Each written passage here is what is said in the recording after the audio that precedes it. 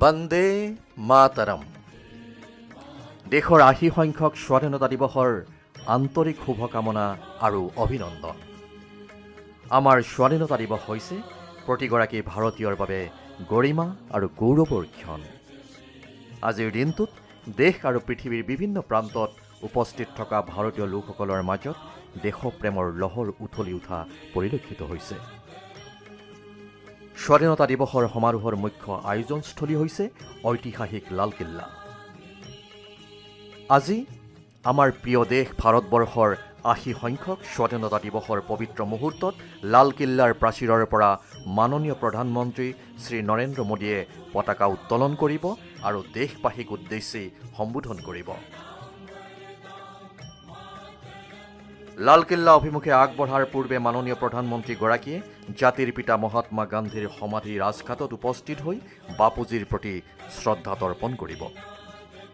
লালকিল্লাত উপস্থিত অপাৰ জনসমুদ্ৰ আজি উল্লাসিত আৰু উৎসাহিত। ত্ৰিৰংগাৰ ৰঙেৰে ৰঙীন লালকিল্লাৰ পৰিসৰত দেশৰ ৮০ সংখ্যক স্বাধীনতা দিৱস উদযাপন সমাৰোহত অংশ ল'বলৈ উপস্থিত থকা প্ৰতিগৰাকী ভাৰতীয়ই দেশৰ স্বাধীনতাৰ এই মহোৎসৱৰ সৈতে জড়িত হৈ নিজকে গৌৰৱান্বিত অনুভৱ কৰিছে। এয়া আগবাঢ়িছোঁ আমি ভাৰতৰ ৮০ সংখ্যক স্বাধীনতা দিৱস উদযাপন কাৰ্যসূচীলৈ। সমগ্ৰ দেশেই আজি এই আনন্দ উদযাপন কৰিছে। আজিৰ কাৰ্যসূচীত বন্দে মাতৰম এক দেশ এক উদযাপন বিষয়বস্তুত বিশেষভাৱে আলোকপাত কৰা হৈছে। বন্দে মাতৰমৰ ভাৱনা এই পৰিসৰ অতিক্ৰমী দেশৰ বাবে হৃদয়ৰ তন্ত্ৰী সমস্যাৰে বাজি উঠা প্ৰতিগৰাকী নাগৰিকৰ লগতে বতাহত ভাহি উঠা প্ৰতিটো দেশপ্ৰেমৰ গীত আৰু প্ৰতিখন ত্ৰিৰংগাৰ জৰিয়তে প্ৰতিফলিত হৈছে। স্বাধীনতা দিৱসৰ কাৰ্যসূচীৰ মুখ্য উদযাপনস্থলীত বিশিষ্ট অতিথিসকল, নাগৰিকসকলৰ লগতে শিশুসকল তথা যুৱক যুৱতীসকল উপস্থিত আছে। তেওঁলোকৰ দৃষ্টি নিবদ্ধ হৈ আছে ঐতিহাসিক লালকিল্লাৰ প্ৰাচীৰত। দেশৰ ৮০ সংখ্যক স্বাধীনতা দিৱস উপলক্ষে লালকিল্লাক সজাই পৰাই তোলা হৈছে। লালকিল্লাৰ সমীপৰ সমগ্ৰ ক্ষেত্ৰ দেশপ্ৰেমৰ সুগন্ধিৰে ভৰি উঠিছে। চলিত বৰ্ষৰ স্বাধীনতা দিৱস উদযাপনৰ বিষয়বস্তু হৈছে ২০৪৭ চনলৈ বিকশিত ভাৰত আৰু বন্দে মাতৰমৰ ১৫০ সংখ্যক বৰ্ষ। আজিৰ কাৰ্যসূচীলৈ ৫,০০০তকৈও অধিক অতিথিক আমন্ত্ৰণ জনোৱা হৈছে। আজিৰ এই কাৰ্যসূচীত দেশৰ স্বাধীনতা সংগ্ৰামত লাখ লাখ ভাৰতবাসীক অনুপ্ৰেৰণা যোগোৱা ৰাষ্ট্ৰগীত বন্দে মাতৰম লালকিল্লাৰ প্ৰাচীৰৰ পৰা প্ৰথমবাৰৰ বাবে পৰিৱেশন কৰা হ'ব। লালকিল্লাত উপস্থিত থকা সকলো লোকে আজি সমবেতভাৱে বন্দে মাতৰম গীতটি পৰিৱেশন কৰিব। গৌৰৱ, আশা আৰু একতাময় এক পৰিৱেশত সকলো দৰ্শক নিমজ্জিত হৈ আছে। আজি আমি দেশৰ স্বাধীনতা দিৱস উদযাপন কৰাৰ লগতে উদযাপন কৰিছোঁ আত্মবিশ্বাস আৰু নিষ্ঠাৰে প্ৰগতিৰ দিশে আগবঢ়া এখন দেশৰ সামূহিক শক্তি আৰু কালজয়ী মনোভাৱ। বন্দে মাতৰম আমাৰ মাতৃভূমিৰ সৌন্দৰ্য, প্ৰাচুৰ্য আৰু অনুপ্ৰেৰণাৰ প্ৰতি কালজয়ী শ্ৰদ্ধা প্ৰদৰ্শন। ৰাষ্ট্ৰগীতৰ ১৫০ বছৰ সম্পূৰ্ণ হোৱা উপলক্ষে এই উদযাপন এটি গীত যাৰ শব্দগুচ্ছ আমাৰ হৃদয়ত ঝংকাৰিত হয়। প্ৰজন্মৰ পাছত প্ৰজন্মক অনুপ্ৰাণিত কৰি অহা এটি গীত। আমাৰ সকলোৰে হৃদয়ত দেশপ্ৰেম জাগ্ৰত কৰি অহা এটি গীত। চলিত বৰ্ষৰ স্বাধীনতা দিৱস উদযাপন কাৰ্যসূচীত প্ৰাণৱন্ত যুৱচামক বিশেষ স্থান দিয়া হৈছে। মহান দেশৰ জনসাধাৰণ, সমাজৰ সকলো শ্ৰেণীৰ লোক সকলো প্ৰান্তৰ পৰা আহি একত্ৰিত হৈছেহি। হাতে হাতে ত্ৰিৰংগাৰ লহৰ তুলিছে।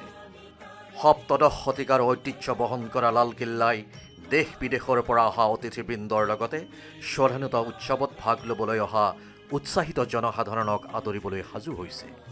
জল সংৰক্ষণৰ মন্ত্ৰ আওৰাই অনুষ্ঠানত এই প্ৰথমবাৰৰ বাবে শান্তি সাগৰ কাৰ্যক্ৰমৰ ১৫০০গৰাকী সদস্যই পৰম্পৰাগত সাজপাৰ পৰিধান কৰি উপস্থিত হৈছেহি।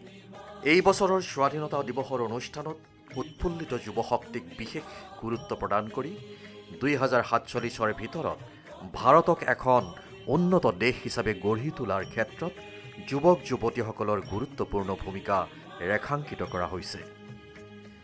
এইসকল যুৱক যুৱতী হৈছে আমাৰ ভৱিষ্যতৰ ভাৰতখনৰ প্ৰতিচ্ছবি, অনাগত সময়ৰ ভাৰতখনৰ ধ্বজাবাহক।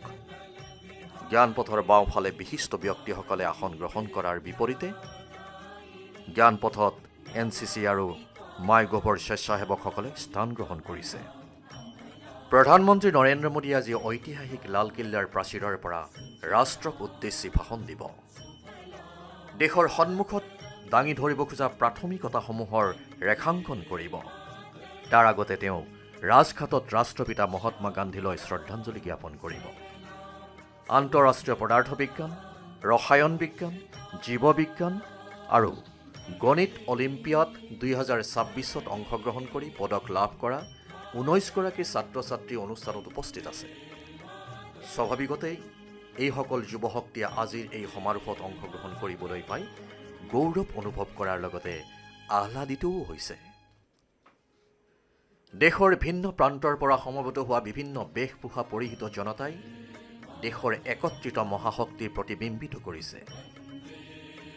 দেশভক্তিৰে গদগদ সমবেত NCCৰ কেডেটসকলৰ মুখমণ্ডল দেশৰ প্ৰতি থকা ভালপোৱা তথা দেশৰ উজ্জ্বল ভৱিষ্যতৰ আভাৰে উজ্বলি উঠা পৰিলক্ষিত হৈছে। এখন দেশৰ সামৰ্থ্য কেৱল ইয়াৰ গৌৰৱোজ্জ্বল অতীততেই সমাহিত হৈ নাথাকে, বৰঞ্চ ইয়াৰ নৱপ্ৰজন্মৰ সপোন আৰু দৃঢ় সংকল্পৰেহে ই সম্পূৰ্ণ হয়। স্বাধীনতা কেৱল ৰাজনৈতিক স্বতন্ত্ৰতাৰে জুখিব নোৱাৰি, বৰঞ্চ ৰাষ্ট্ৰৰ ভাগ্য গঢ় দিয়াৰ সামৰ্থ্যটো ই প্ৰতিভাত হয়। ই প্ৰতিফলিত হয় জনগণৰ সবলীকৰণৰ বাবে সুযোগ সৃষ্টি কৰা আৰু বিশ্ব মঞ্চত মূৰ দাঙি থিয় দিয়াৰ সামৰ্থ্য। দেশৰ সৈনিক, কৃষক, বিজ্ঞানী, অভিযন্তা, চিকিৎসক, সমাজৰ সকলো পক্ষৰ প্ৰতিগৰাকী নাগৰিকৰ কঠোৰ পৰিশ্ৰম আৰু আন্তৰিক সংকল্প শক্তিৰে এখন ক্ৰমশ আত্মনিৰ্ভৰশীল, আত্মবিশ্বাসী, ভৱিষ্যদৰ্শী দেশ নিৰ্মিত হয়।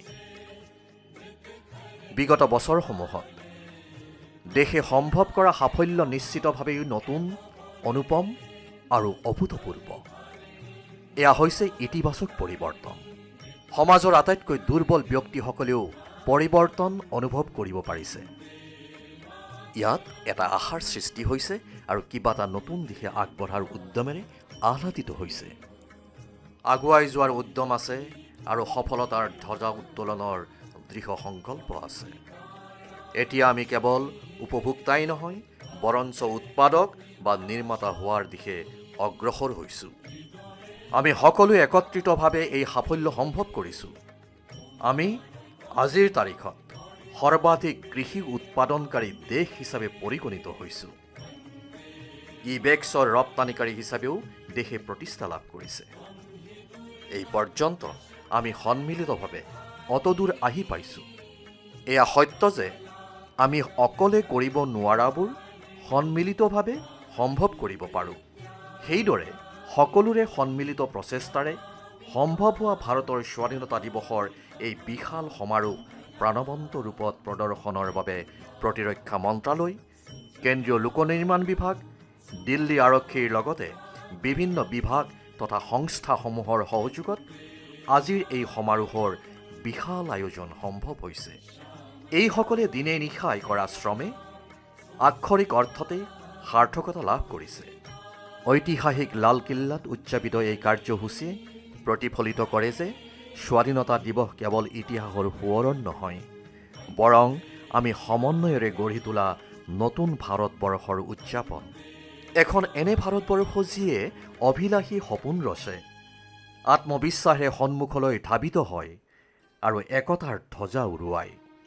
লালকিল্লাৰ প্ৰাচীৰৰ সোঁ আৰু বাওঁ দিশে কেন্দ্ৰীয় মন্ত্ৰীসভাৰ সদস্য তথা জ্যেষ্ঠ বিষয়াসকল তথা বৈদেশিক ৰাষ্ট্ৰৰ প্ৰতিনিধিসকল আৰু সেনাবাহিনীৰ জ্যেষ্ঠ বিষয়াসকল উপস্থিত আছে। আজিৰ এই কাৰ্যসূচী স্বচক্ষে প্ৰত্যক্ষ কৰিবলৈ অপাৰ জনসমুদ্ৰ সমবেত হোৱা পৰিলক্ষিত হৈছে।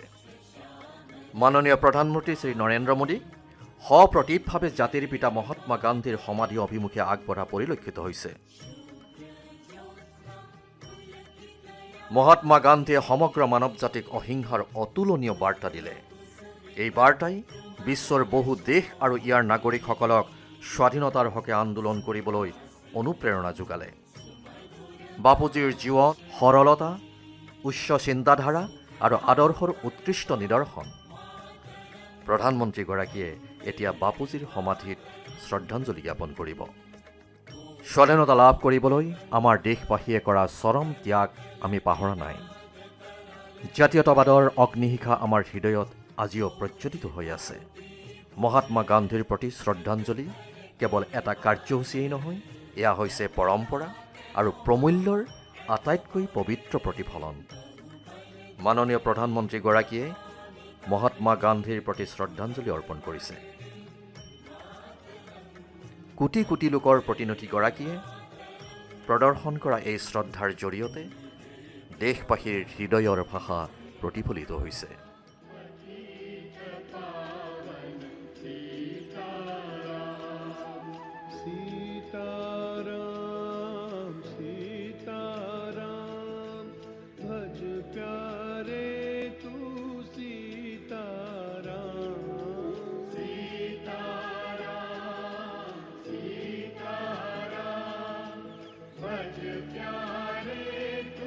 As Prime Minister walks around Bapu's Samadhi, it is more than a gesture of remembrance.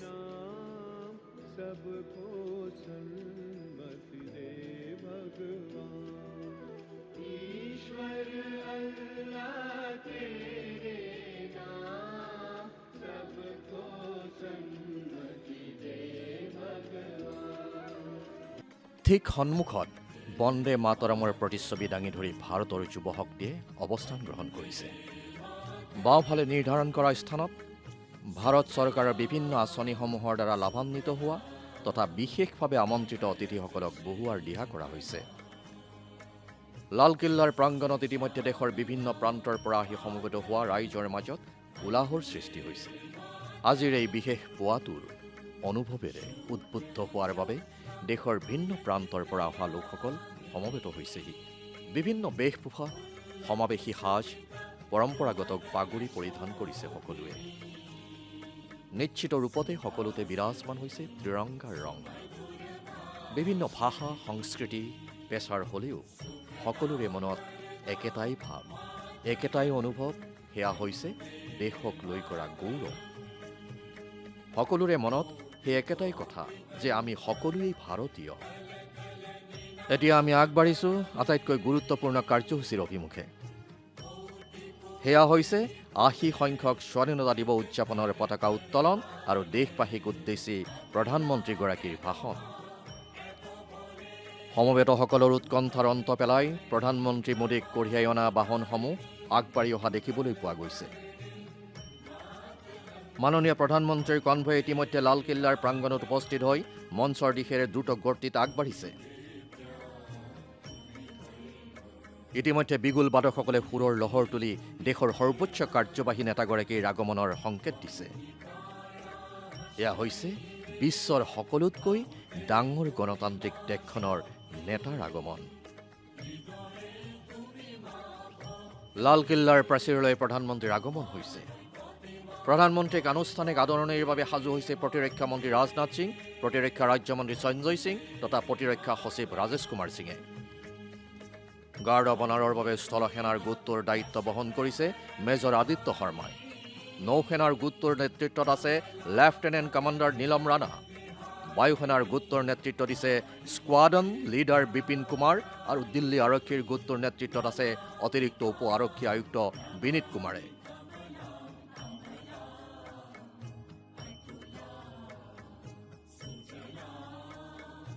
মাননীয় প্ৰধানমন্ত্ৰীক এতিয়া গাৰ্ড অৱ অনাৰ প্ৰদান কৰা হ'ব।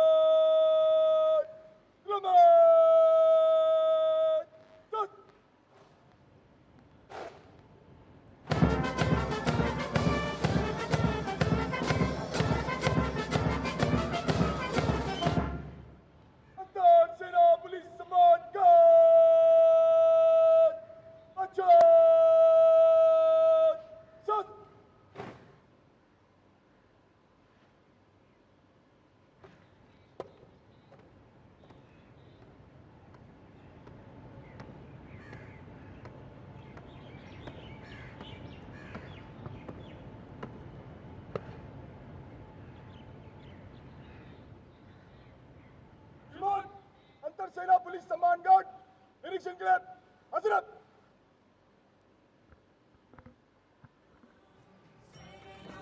গাৰ্ড অৱনাৰ গ্ৰহণৰ বাবে গাৰ্ড কমাণ্ডাৰে জনোৱা অনুৰোধ স্বীকাৰ কৰি চালামী গ্ৰহণৰ বাবে আগবাঢ়িছে প্ৰধানমন্ত্ৰী।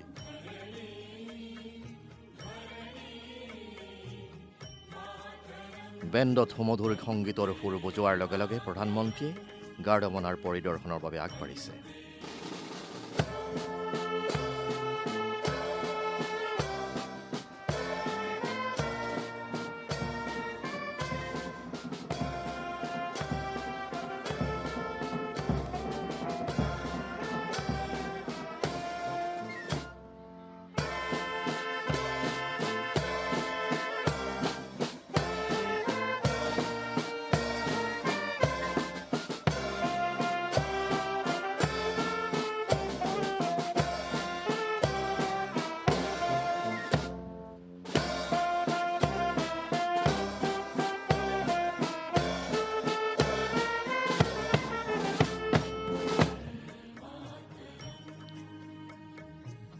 গাৰ্ড অৱনাৰ পৰিদৰ্শনৰ অন্তত লালকিল্লাৰ প্ৰাচীৰ অভিমুখে আগবাঢ়িছে প্ৰধানমন্ত্ৰী। লাহোৰী দুৱাৰেৰে প্ৰধানমন্ত্ৰীয়ে লালকিল্লাত প্ৰৱেশ কৰিছে। কেইটামান মুহূৰ্তৰ পাছতে প্ৰধানমন্ত্ৰীয়ে ধ্বজাৰোহণ মঞ্চত উপস্থিত হৈ বিশাল জনসমুদ্ৰক সম্বোধন কৰাৰ লগতে ধ্বজাৰোহণ কৰিব। কেপ্টেইন সোনিয় সিং চৌহানে ধ্বজাৰোহণত প্ৰধানমন্ত্ৰীক সহযোগিতা আগবঢ়াব। ইয়াৰ সৈতে সংগতি ৰাখি 21 তোপধ্বনি কৰা হ'ব। তোপধ্বনি কৰা গোটটোক নেতৃত্ব দিব মেজৰ পৱন সিং শেখাৱতে। লালকিল্লাৰ প্ৰাচীৰত সজোৱা ধ্বজাৰোহণ মঞ্চলৈ প্ৰধানমন্ত্ৰীক আগুৱাই আনিছে প্ৰতিৰক্ষা মন্ত্ৰী ৰাজনাথ সিং, প্ৰতিৰক্ষা ৰাজ্যমন্ত্ৰী সঞ্জয় সিং তথা প্ৰতিৰক্ষা সচিব ৰাজেশ কুমাৰ সিঙে।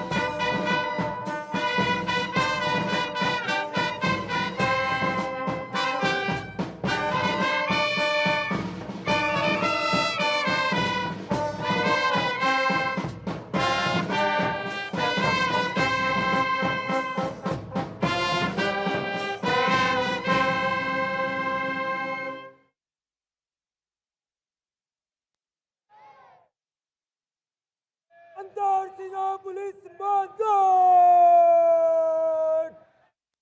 Russia salute!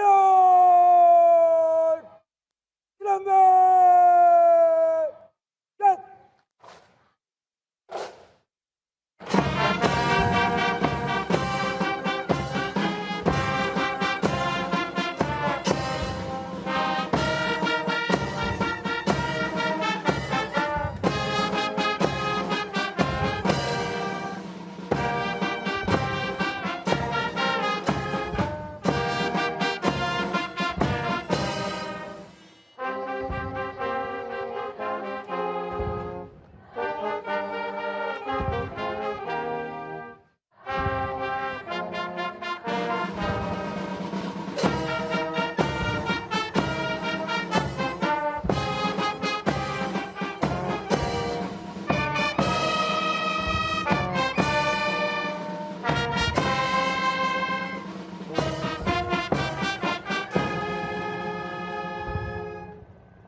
Antarctica Police Vanguard!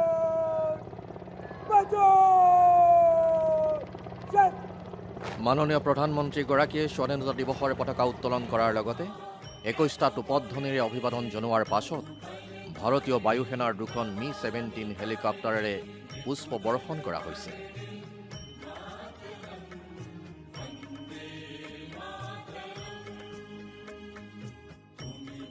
Vande Mataram গীতটিৰ 150 বছৰ সম্পূৰ্ণ হোৱা উপলক্ষে Mi-17 হেলিকপ্টাৰেৰে আকাশত ত্ৰিৰংগা উৰুওৱা হৈছে।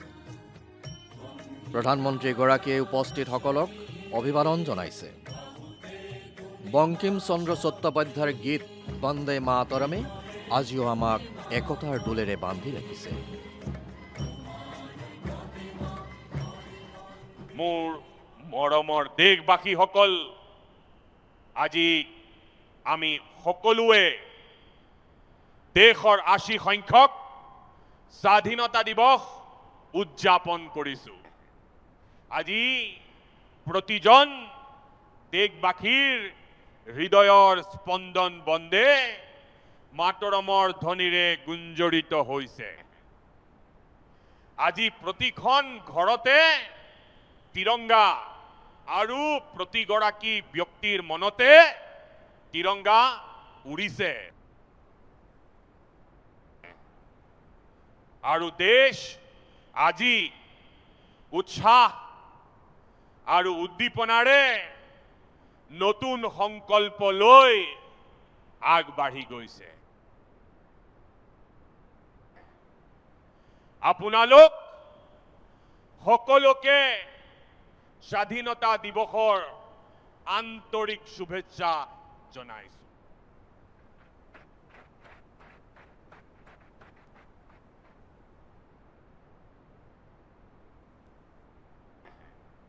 দেশে আজি সেই মহান সন্তানসকলক পুণ্য স্মৰণ কৰিছে, যিসকলে দেশৰ স্বাধীনতাৰ বাবে ত্যাগ আৰু বলিদানৰ নিদৰ্শন দেখুৱাইছিল। নিজৰ তপস্যা, ত্যাগ আৰু বলিদানৰ জৰিয়তে স্বাধীনতাৰ একমাত্ৰ লক্ষ্য আগত ৰাখি তেওঁলোকে নিজৰ সমগ্ৰ জীৱন উৎসৰ্গা কৰিছিল।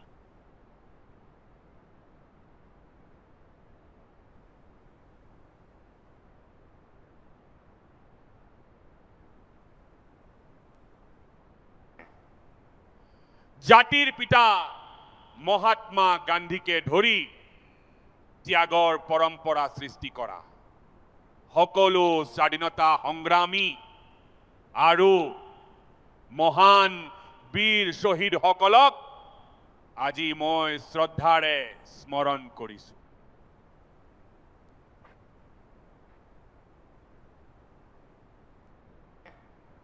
আজি এই সমাৰোহত যিসকল উপস্থিত আছে সেই সকলোৰে বাবে আজি এক ঐতিহাসিক ক্ষণ।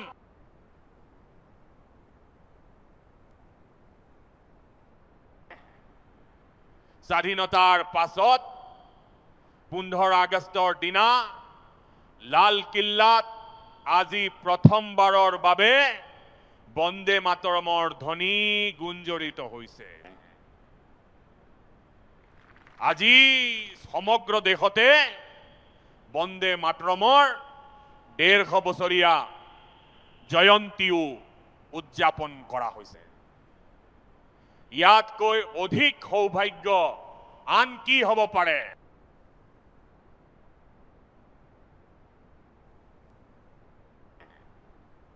মোৰ মৰমৰ দেশবাসীসকল, যোৱা দিনবোৰত দেশৰ কিছুমান অংশত ভূমিস্খলনৰ প্ৰকোপ দেখা গৈছে আৰু ইয়াৰ ফলত বহুতো পৰিয়াল প্ৰভাৱিত হৈছে।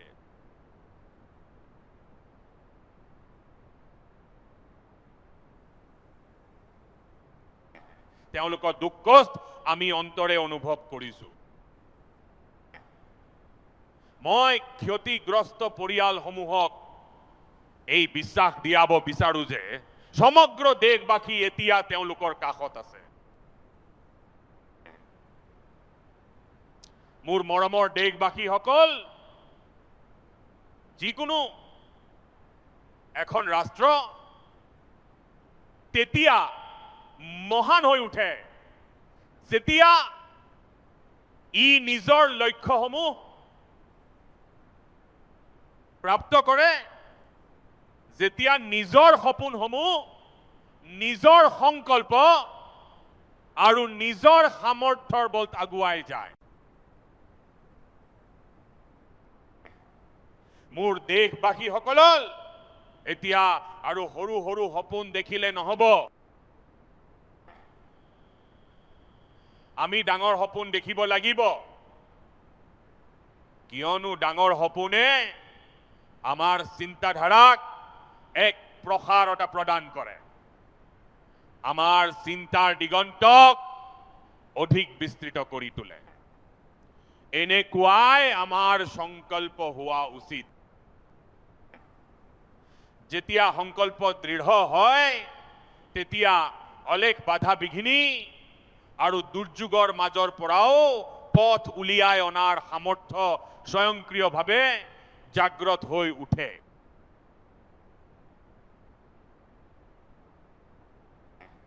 আৰু মোৰ মৰমৰ দেশবাসীসকল, আমাৰ সংকল্প উচ্চ পৰ্যায়ৰ হোৱা উচিত, কিয়নো যেতিয়া সপোনবোৰ ডাঙৰ হয়, সংকল্পবোৰ মহান হয়, তেতিয়া আমাৰ সামৰ্থ্য আৰু আমাৰ প্ৰচেষ্টাৰ মাপকাঠিও স্বয়ংক্ৰিয়ভাৱে বৃদ্ধি পাবলৈ ধৰে। আমাৰ সামৰ্থ্যৰ উচ্চতাও বৃদ্ধি পায় আৰু তেতিয়াহে গৈ আমি আমাৰ সপোনবোৰ বাস্তৱায়িত কৰিব পাৰোঁ। মৰমৰ দেশবাসীসকল, আজি ভাৰতেও এক অতি বিশাল সপোন দেখিছে। এই সপোন এক দৃঢ় সংকল্প পূৰণৰ বাবে দেখা হৈছে। এক নতুন উচ্চতা স্পৰ্শ কৰাৰ বাবে দেখা গৈছে। সেই সপোনটো হ'ল, যেতিয়া স্বাধীনতাৰ 100 বছৰ সম্পূৰ্ণ হ'ব, অৰ্থাৎ 2047 চনত আমি এক বিকশিত ভাৰত গঢ়ি তুলিম। 140 কোটি দেশবাসীৰ পৰিশ্ৰম আৰু অহোপুৰুষাৰ্থৰ জৰিয়তে আমি এই লক্ষ্যত উপনীত হ'বই লাগিব। আৰু যেতিয়া পৃথিৱীৰ আটাইতকৈ বেছি জনসংখ্যা থকা এখন দেশে বিকশিত হোৱাৰ সংকল্প লয়, তেতিয়া ই সমগ্ৰ বিশ্বৰ চকুতে এক বিশেষ গুৰুত্ব লাভ কৰে।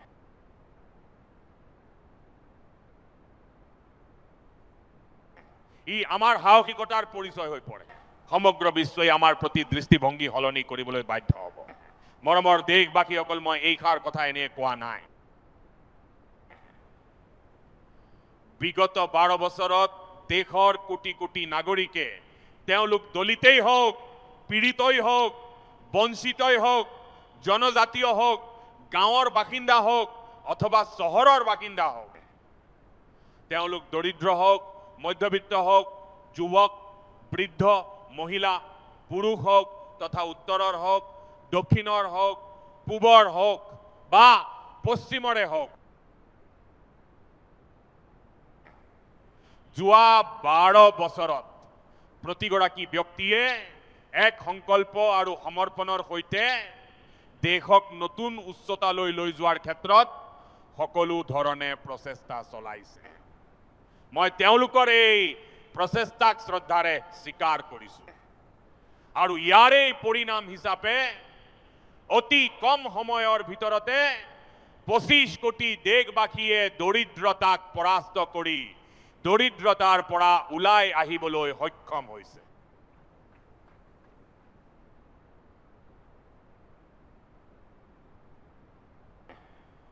এয়া দেশবাসীৰ প্ৰচেষ্টাৰে ফল যে আমি এসময়ত ফ্ৰেজাইল 5ৰ তালিকাত অন্তৰ্ভুক্ত হৈছিল, কিন্তু মাত্ৰ 12 বছৰৰ ভিতৰতে আমি গুৰুত্বপূৰ্ণ অৰ্থনীতিসমূহৰ ভিতৰত আটাইতকৈ ক্ষিপ্ৰতাৰে বিকশিত অৰ্থনীতিত পৰিণত হৈছো।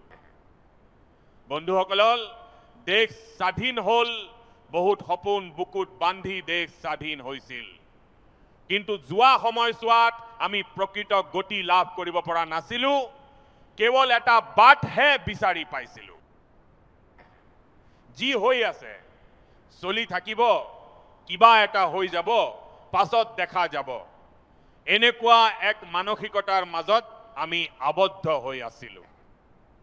2014 চনলৈ গোটেই বিশ্বই আমাক ফ্ৰেজাইল 5 তালিকাত অন্তৰ্ভুক্ত কৰি ৰাখিছিল, কিন্তু তেনে এক সময়ৰ পৰা যোৱা 12 বছৰত ভাৰতে এক নতুন গতি লাভ কৰিবলৈ সক্ষম হৈছে আৰু এতিয়া আমি অতি দ্ৰুত গতিৰে আগুৱাই গৈ আছো। আৰু দেশবাসীৰ সংকল্প আছে যে এতিয়া 140 কোটি দেশবাসীৰ এই সংকল্প আৰু সামৰ্থ্যক বাধা দিয়াটো অসম্ভৱ। মৰমৰ দেশবাসীসকল, যোৱা 12 বছৰত দেশত ডিফেন্স প্ৰডাকশ্যন প্ৰায় 4 গুণ বৃদ্ধি পাইছে। একেদৰে খাদী আৰু গ্ৰামোদ্যোগৰ উৎপাদন প্ৰায় 5 গুণ বৃদ্ধি পাইছে আৰু ইলেক্ট্ৰনিক মেনুফেকচাৰিং প্ৰায় 7 গুণ বৃদ্ধি পাইছে। আধুনিক ৰেলৱে দবাৰ নিৰ্মাণ 21 গুণ বৃদ্ধি পাইছে, আনহাতে মোবাইল ফোনৰ উৎপাদন 33 গুণ বৃদ্ধি পাইছে। ইমানতে ক্ষান্ত নাথাকি আধুনিক যুগৰ প্ৰয়োজনীয়তাৰ প্ৰতি লক্ষ্য ৰাখি ডিজিটেল আৰু ইনোভেশনৰ জগতখনতো আমি আমাৰ বিজয় ধ্বজা উৰুৱাবলৈ সক্ষম হৈছো। ইণ্টাৰনেট ব্যৱহাৰকাৰী আৰু গ্ৰাহকৰ সংখ্যা প্ৰায় 4 গুণ বৃদ্ধি পাইছে আৰু দেশত পেটেন্ট মঞ্জুৰ হোৱাৰ সংখ্যাও 4 গুণলৈ বৃদ্ধি পাইছে। ডিজিটেল লেনদেন 100 গুণ বৃদ্ধি পাইছে। সাধাৰণ জনতাৰ সুবিধাৰ ক্ষেত্ৰতো আমি সমানেই গুৰুত্ব সহকাৰে কাম কৰিছো। প্ৰতি বছৰে গড়ে 15 গুণতকৈ অধিক দ্ৰুত গতিৰে আমি নলৰ যোগেদি পানীৰ সংযোগ প্ৰদান কৰিছো। প্ৰতি বছৰে গড়ে 6 গুণ অধিক গতিৰে মানুহক গেছৰ সংযোগ প্ৰদান কৰা হৈছে। প্ৰতি বছৰে 4 গুণ অধিক গতিৰে দৰিদ্ৰ জনসাধাৰণৰ বাবে শৌচালয় নিৰ্মাণৰ কাম কৰা হৈছে আৰু প্ৰতি বছৰে 3 গুণ অধিক দ্ৰুত গতিৰে দৰিদ্ৰ লোকসকলক ঘৰ দিয়াৰো কাম কৰা হৈছে। দেশে প্ৰশাসনতো বহু পৰিৱৰ্তন আনিছে, যাৰ বাবে হাজাৰ হাজাৰ কমপ্লায়েন্স বিলুপ্ত কৰা হৈছে আৰু বছৰ পুৰণি আইনসমূহ বাতিল কৰা হৈছে। যোৱা শতিকাৰ আইনেৰে 21 শতিকাৰ যাত্ৰা কেতিয়াও সম্ভৱ হ'ব নোৱাৰে। আমি আধুনিক আন্তঃগাঁথনিৰ বাবে মেট্ৰো ৰেলৰ সম্প্ৰসাৰণ কৰিছো আৰু ৰাজহুৱা পৰিবহনক অধিক শক্তিশালী কৰি তুলিছো। যি গতি আৰু যি মাত্ৰাত এই কামসমূহ কৰা হৈছে, সেই সকলোবোৰ এই গতি, এই বিস্তাৰ আৰু এই সাফল্য স্বাধীনতাৰ পাছত যোৱা এটা দশকত দেশত প্ৰথমবাৰৰ বাবে এনে পৰিৱৰ্তন দেখা পোৱা গৈছে। আৰু যেতিয়া আমাৰ সন্মুখত ইমানবোৰ সাফল্য থাকে, কামৰ ইমান দ্ৰুতগতি পৰিলক্ষিত হয় আৰু দেশবাসীৰ সামৰ্থ্য প্ৰতিটো ক্ষণতে প্ৰতিফলিত হয়, তেতিয়া 2047 চনৰ ভিতৰত এখন বিকশিত ভাৰত গঢ়াৰ সংকল্প কেতিয়াও আধৰুৱা হৈ থাকিব নোৱাৰে। এই সকলোবোৰ পৰিসংখ্যাই এই কথাৰে প্ৰমাণ দিয়ে যে আমি এতিয়া আগুৱাই যাবলৈ সাজু হৈছো। মোৰ মৰমৰ দেশবাসীসকল, কিন্তু ইয়াৰ বাবে প্ৰয়োজন হয় আত্মবিশ্বাসৰ, প্ৰয়োজন হয় আত্মগৌৰৱৰ আৰু ইয়াৰ লগতে আত্মনিৰ্ভৰশীল ভাৰত হোৱাটো অতিকৈ জৰুৰী। আৰু সেইবাবেই যোৱা বছৰবোৰত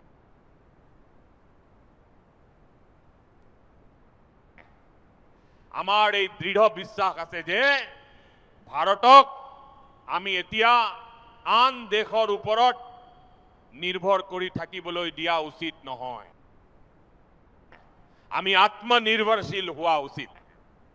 পৃথিৱীত বহু বস্তু পোৱা যায়, সস্তাতে পোৱা যায় আৰু খুব সোনকালেও পোৱা যাব পাৰে, কিন্তু তাৰ দ্বাৰা আমাৰ সামৰ্থ্য গঢ়ি নুঠে, নাইবা ই আমাৰ সামৰ্থ্যৰ কোনো মাপকাঠি নহয়। আৰু সেইবাবেই আমি আমাৰ নিজৰ দক্ষতাসমূহ বৃদ্ধি কৰিব লাগিব আৰু আমাৰ নিজৰ স্বাৰ্থৰ সুৰক্ষা আমি নিজেই কৰিব লাগিব। আৰু সেইবাবেই আত্মনিৰ্ভৰ ভাৰতৰ সংকল্প অতি দৃঢ়তাৰে হাতত লৈ আমি আগুৱাই গৈ আছো। মেক ইন ইণ্ডিয়া, স্বদেশী, ভোকেল ফৰ লোকেল, আজি এই সকলোবোৰ ক্ষেত্ৰৰ সৈতে প্ৰতিগৰাকী ভাৰতীয়ৰ মন জড়িত হৈ পৰিছে। মোৰ মৰমৰ দেশবাসীসকল, মই আপোনালোকক এটা উদাহৰণ দিব বিচাৰিছো ছেমিকণ্ডাক্টৰৰ। দেশ স্বাধীন হোৱাৰ পাছত সমগ্ৰ বিশ্বতে ছেমিকণ্ডাক্টৰৰ চৰ্চা আৰম্ভ হৈছিল। আমাৰ ইয়াতো এই বিষয়ে আলোচনা হৈছিল, কিন্তু ছেমিকণ্ডাক্টৰৰ কোনো ডাঙৰ পৰিকল্পনা আমি আগুৱাই নিব পৰা নাছিলো। আৰু আজিৰ পৰিস্থিতি কি? আজিৰ এই ডিজিটেল জগতত, আজিৰ প্ৰযুক্তিৰ যুগত চিপৰ গুৰুত্ব আমি সকলোৱে বুজি পাওঁ। যিকোনো ইলেক্ট্ৰনিক সামগ্ৰীয়েই নহওক কিয়, আমাৰ মেডিকেল ইকুইপমেণ্টবোৰেই হওক বা আমাৰ পৰিবহণ ব্যৱস্থাই হওক, প্ৰতিটো ক্ষেত্ৰতে চিপ অপৰিহাৰ্য হৈ পৰিছে। আজি এনে এক পৰিস্থিতিৰ সৃষ্টি হৈছে যে চিপৰ অবিহনে সমগ্ৰ বিশ্ব থমকি ৰ'ব পাৰে। আৰু সেইবাবেই ভাৰতে এতিয়া আত্মনিৰ্ভৰশীল হোৱাৰ লক্ষ্যৰে নিজস্ব ছেমিকণ্ডাক্টৰ প্লাণ্ট স্থাপন কৰিছে। ইতিমধ্যে 3টাকৈ ছেমিকণ্ডাক্টৰ প্লাণ্টৰ কাম আৰম্ভ হৈছে আৰু তাত যি চিপ উৎপাদন হৈছে সেয়া এতিয়া ৰপ্তানি হোৱাও আৰম্ভ হৈছে। আৰু মই দেশবাসীক ক'ব বিচাৰো যে অনাগত 7-8 বছৰৰ ভিতৰত আৰু 5-7 বা 8টা ছেমিকণ্ডাক্টৰ প্লাণ্ট আৰম্ভ হ'বলৈ গৈ আছে। এই আত্মনিৰ্ভৰ ভাৰতে আমাক এখন বিকশিত ভাৰতৰ দিশত আগবাঢ়ি যাবলৈ পথ দেখুৱাইছে। মোৰ মৰমৰ দেশবাসীসকল, ঠিক এনেধৰণৰ এক চৰ্চা এতিয়া গুৰুত্বপূৰ্ণ খনিজ পদাৰ্থকলৈও চলি আছে। কাৰণ সমগ্ৰ বিশ্ব প্ৰযুক্তি আজি এই খনিজ সম্পদৰ ওপৰতে নিৰ্ভৰশীল। ভাৰতেও এই বিশেষ ক্ষেত্ৰখনত নিজকে সুৰক্ষিত কৰি তুলিবলৈ দিনে ৰাতিয়ে চেষ্টা অব্যাহত ৰাখিছে। আৰু আমাৰ উদ্দেশ্য এই গুৰুত্বপূৰ্ণ খনিজৰ লক্ষ্য সকলোৰে সৈতে ভাগ বতৰা কৰা হওক। আমি নেশ্যনেল মিনাৰেল পলিচি মুকলি কৰিছো আৰু শেহতীয়াকৈ ফিজিকেল মিনাৰেল কৰিডৰৰ কথাও ঘোষণা কৰিছো। এই সন্দৰ্ভত ইতিমধ্যে বহু কেইখন দেশৰ সৈতে আমাৰ চুক্তি স্বাক্ষৰিত হৈছে। বিশ্বৰ বিভিন্ন দেশে এতিয়া এই ক্ৰিটিকেল মিনাৰেলৰ বিষয়ত ভাৰতৰ ওপৰত ভৰসা কৰিবলৈ আৰম্ভ কৰিছে। মোৰ মৰমৰ দেশবাসীসকল, ছেমিকণ্ডাক্টৰ বা ক্ৰিটিকেল মিনাৰেলৰ দৰেই আজি আমি যি প্ৰযুক্তিৰ দিশত আগুৱাই গৈ আছো, সেই একেই দিশত আজি সমগ্ৰ বিশ্বও আগুৱাই গৈছে।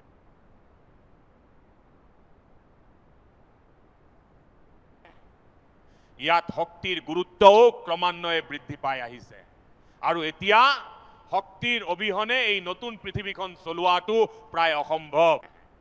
আৰু সেইবাবেই চিপ হওক, AI হওক বা ডাটা চেণ্টাৰেই হওক, আমাক বৃহৎ পৰিমাণৰ বিদ্যুৎ শক্তিৰ প্ৰয়োজন হ'ব। শক্তিৰ সুৰক্ষা হৈছে বৰ্তমান সময়ৰ এক বিশেষ দাবী আৰু সেইবাবেই আমি ইতিমধ্যে সেই দিশত ইটোৰ পাছত সিটোকৈ বহু শক্তিশালী পদক্ষেপ গ্ৰহণ কৰিছো। শক্তিৰ সুৰক্ষা নিশ্চিত কৰাৰ ক্ষেত্ৰত পাৰমাণৱিক শক্তি হৈছে এক অন্যতম বৃহৎ মাধ্যম। আমি সংসদত পাৰমাণৱিক শক্তি সম্পৰ্কীয় এক নতুন আইন গৃহীত কৰি এক নতুন দিশত আগুৱাই যোৱাৰ পথ প্ৰশস্ত কৰিছো। আমি 2047 চনৰ ভিতৰত 100 গিগাৱাট নিউক্লিয়াৰ পাৱাৰ উৎপাদনৰ এক লক্ষ্য নিৰ্ধাৰণ কৰি আগুৱাই গৈ আছো। আনকি এই এটা দশকৰ ভিতৰতে আমি 5টাকৈ নতুন নিউক্লিয়াৰ ৰিয়েক্টৰ কাৰ্যক্ষম কৰি তোলাৰ লক্ষ্য বুকুত বান্ধি আগুৱাই গৈ আছো। এই বছৰ ভাৰতে ফাষ্ট ব্ৰিডাৰ নিউক্লিয়াৰ টেকনলজিত পাৰদৰ্শিতা লাভ কৰি এটা গুৰুত্বপূৰ্ণ মাইলৰ খুঁটি অতিক্ৰম কৰিছে। ইয়াৰ ফলত পাৰমাণৱিক ইন্ধনৰ ক্ষেত্ৰত আত্মনিৰ্ভৰশীল হোৱাৰ দিশত আমি সফলতাৰ এটা অতি ডাঙৰ পদক্ষেপ গ্ৰহণ কৰিছো। মোৰ মৰমৰ দেশবাসীসকল, বহু সময়ত সম্পদৰ অভাৱৰ বাবে দেশ থমকি নৰয়, কিন্তু থমকি যোৱাৰ মূল কাৰণ হ'ল আমাৰ চিন্তাৰ সীমাবদ্ধতা। যেতিয়া আমাৰ চিন্তা বা চিন্তাধাৰা আবদ্ধ হৈ পৰে, সীমাবদ্ধতাৰ মাজত পচিবলৈ আৰম্ভ কৰে, তেতিয়া আমি আমাৰ নিজৰ সামৰ্থ্যক চিনি পাবলৈ অক্ষম হৈ পৰোঁ। আজিও আমাৰ দেশ খাৰুৱা তেলৰ বাবে বিদেশৰ ওপৰত নিৰ্ভৰ কৰি চলিবলগীয়া হৈছে, আৰু ইয়াৰ মূল কাৰণ হৈছে আমাৰ ভুল চিন্তাধাৰা। আপুনি জানি আচৰিত হ'ব যে এনেকুৱা সংকীৰ্ণ চিন্তাধাৰাৰ বাবে আমি আমাৰ 99% উপকূলীয় অঞ্চলক নো-গো এৰিয়া হিচাপে ঘোষণা কৰি ৰাখিছিলোঁ। আমি নিজেই সাগৰৰ গভীৰলৈ গৈ সম্পদৰ অনুসন্ধান নকৰাৰ সিদ্ধান্ত গ্ৰহণ কৰিছিলোঁ। এয়া আছিল চিন্তাৰ সংকীৰ্ণতা। কিন্তু আমি সিদ্ধান্ত লৈছো যে এনেকৈ আৰু নচলিব। আমি সেই 99% অঞ্চল যিবোৰ এসময়ত নিষিদ্ধ বা ন-গো এৰিয়া হৈ আছিল, আমি এতিয়া সেইবোৰক গো এহেড এৰিয়া হিচাপে সম্পূৰ্ণৰূপে মুকলি কৰি দিছো। আৰু এতিয়া আমি সাগৰৰ গভীৰতো গৈ নতুন নতুন সম্পদ ভাণ্ডাৰ বিচাৰি উলিওৱাৰ দিশত অগ্ৰসৰ হৈছো। আমি সেইবাবেই নিৰন্তৰ প্ৰচেষ্টা চলাই আছো। আনকি আমি যোৱা বছৰ সেই একেটা দিশতে এক অতি গুৰুত্বপূৰ্ণ পদক্ষেপ গ্ৰহণ কৰি সাগৰ মন্থন আঁচনিৰ কথা আনুষ্ঠানিকভাৱে ঘোষণা কৰিছিলো। আৰু যোৱা দিনবোৰত আমি এই কামটোৰ বাবে 25,000 কোটি টকা আবণ্টন দি ইয়াৰ গতি ত্বৰান্বিত কৰাৰ বাবে এক গুৰুত্বপূৰ্ণ সিদ্ধান্ত গ্ৰহণ কৰিছো। মোৰ মৰমৰ দেশবাসীসকল, শক্তি খণ্ডৰ সুৰক্ষাৰ ক্ষেত্ৰত মই ক'ব বিচাৰো যে আমি বিকল্প উৎসসমূহৰ দিশতো আমাৰ সম্পূৰ্ণ শক্তি প্ৰয়োগ কৰাটো অতি প্ৰয়োজনীয়, আৰু সেইবাবেই শক্তিৰ সঠিক ব্যৱহাৰ বৃদ্ধি কৰি ভাৰতে আজি এই দিশত দ্ৰুত গতিৰে কাম কৰি আছে। 2014 চনৰ আগতে, অৰ্থাৎ আজিৰ পৰা 12 বছৰ আগতে আমাৰ দেশৰ মাত্ৰ 70খন চহৰতহে পাইপৰ জৰিয়তে গেছৰ যোগান ধৰাৰ ব্যৱস্থা আছিল। পাইপেৰে গেছ বিতৰণ কৰা হৈছিল। কিন্তু আমি মাত্ৰ 12 বছৰৰ ভিতৰতে এই 70খন চহৰৰ পৰা 700খন চহৰলৈ পাইপেৰে গেছৰ যোগানৰ সুবিধা সম্প্ৰসাৰিত কৰিছো। এয়াই হৈছে দ্ৰুত গতি আৰু প্ৰকৃত সম্প্ৰসাৰণ। 2014 চনৰ পূৰ্বে আমাৰ দেশত 20-22 লাখ পৰিয়ালৰ ঘৰতহে পাইপেৰে গেছ যোগানৰ সুবিধা আছিল। কিন্তু আজি প্ৰায় 1,75 লাখ পৰিয়ালৰ ঘৰত পাইপৰ জৰিয়তে গেছ যোগান ধৰাৰ কাম চলি আছে।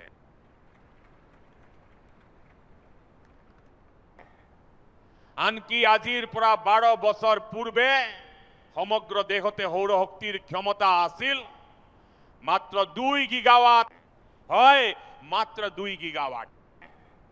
আজি আমি 160 গিগাৱাটৰ লক্ষ্যত উপনীত হ'ব পাৰিছো। মৰমৰ দেশবাসীসকল, মই আপোনালোকক আৰু এটা তথ্য দিব বিচাৰো। আমি ইয়াৰ সুবিধা দেশৰ মধ্যবিত্ত আৰু সাধাৰণ পৰিয়ালসমূহে যাতে লাভ কৰিব পাৰে, সেই দিশতো সিমানেই গুৰুত্ব আৰোপ কৰিছো। আমি PM সূৰ্যঘৰ বিনামূলীয়া বিজুলী আঁচনিখন আৰম্ভ কৰিছিলো। আৰু আজি মই এটা কথাতে সন্তুষ্টি পাইছো যে ইমান কম সময়তে 50 লাখ পৰিয়ালৰ ঘৰৰ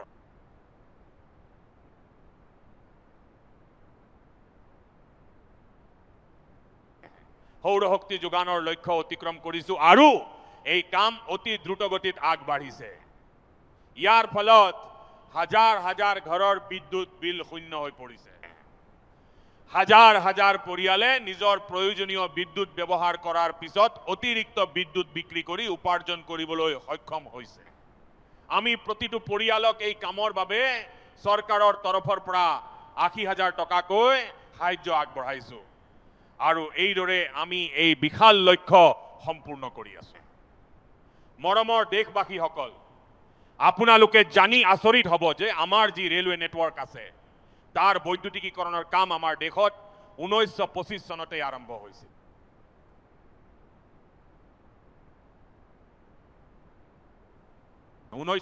চনতে এই বৈদ্যুতিকীকৰণৰ কাম আৰম্ভ হৈছিল। কিন্তু তাৰ পাছৰ 90 বছৰৰ পৰা পৰৱৰ্তী 90 বছৰৰ ভিতৰত মাত্ৰ 30% ৰেল পথৰহে বৈদ্যুতিকীকৰণ কৰা হৈছিল। অৰ্থাৎ 90 বছৰত মাত্ৰ 30%। আমাৰ পূৰ্বৰ গতিটো এবাৰ লক্ষ্য কৰক। লক্ষ্যত উপনীত হোৱাৰ বাবে আমাৰ যি দৌৰ সেয়া এবাৰ চাই লওক। আমি এই যোৱা এটা দশকৰ ভিতৰতে 100% কাম সম্পূৰ্ণ কৰি তুলিছো। 90 বছৰত মাত্ৰ 30% কাম হৈছিল, কিন্তু যোৱা 10 বছৰত আমি 70% কাম কৰি দেখুৱালো। ইয়াকেই প্ৰকৃত কাম বুলি কোৱা হয়। ইয়াৰ ফলত আমি যি ডিজেল বিদেশৰ পৰা আমদানি কৰিবলগীয়া হৈছিল সেই ক্ষেত্ৰত যথেষ্ট ৰাহি হ'বলৈ ধৰিলে। বিদ্যুতেৰে আমাৰ ৰেলসমূহ চলিবলৈ আৰম্ভ কৰিলে, যাৰ ফলত পৰিৱেশৰো যথেষ্ট লাভ হ'ল। মৰমৰ দেশবাসীসকল, আমি কেৱল ইমানতে থমকি ৰোৱা নাই।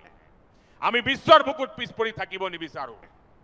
যোৱা কেইদিনমানৰ আগতে আপোনালোকে চাগে এটা খবৰ শুনিবলৈ পাইছে। ভাৰতে ইন্ধনৰ এক নতুন ক্ষেত্ৰতো ভৰি দিছে। দেশে প্ৰথমখন হাইড্ৰজেন চালিত ৰেলৰ শুভাৰম্ভ কৰিছে আৰু মই নথৈ আনন্দিত যে এয়া হৈছে আটাইতকৈ দীঘল আৰু আটাইতকৈ শক্তিশালী ৰেল, যাৰ জৰিয়তে পৃথিৱীৰ হাইড্ৰজেন ৰেলৰ ক্ষেত্ৰখনতো ভাৰতে নিজৰ গৌৰৱৰ ধ্বজা উৰুৱাবলৈ সক্ষম হৈছে। হে দেশবাসীসকল, যোৱা 10-12 বছৰ ধৰি আমি একেলেঠাৰিয়ে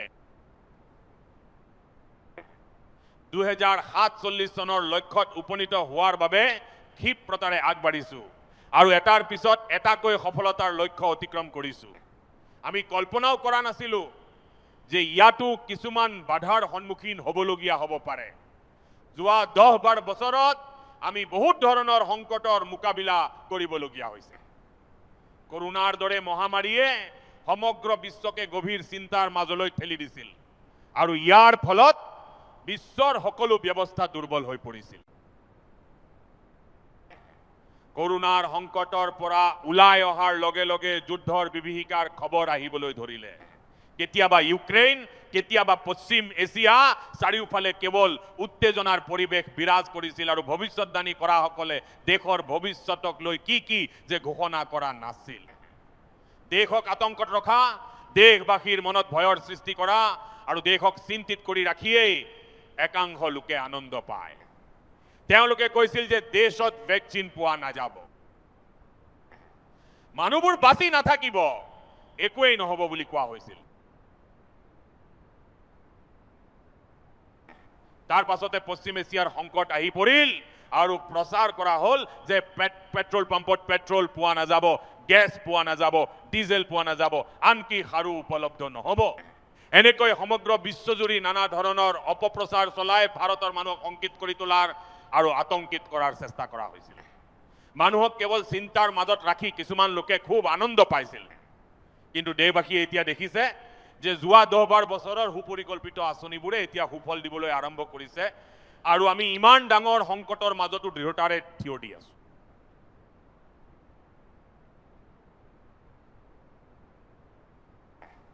নাগৰিক দেৱোভৱক মন্ত্ৰ সাৰোগত কৰি আগবঢ়া ভাৰতবৰ্ষই যি প্ৰস্তুতি চলাইছিল, এটাৰ পিছত এটাকৈ যি পদক্ষেপ গ্ৰহণ কৰিছিল, আমি কল্পনাও কৰা নাছিলো যে এনে সংকট আহি পৰিব পাৰে। কিন্তু সংকটৰ সময়ত এই সকলোবোৰ কামত আহিল। ফলস্বৰূপে আজি দেশত পৰ্যাপ্ত পৰিমাণৰ গেছ আছে, পেট্ৰল আছে আৰু ইউৰিয়াও আছে।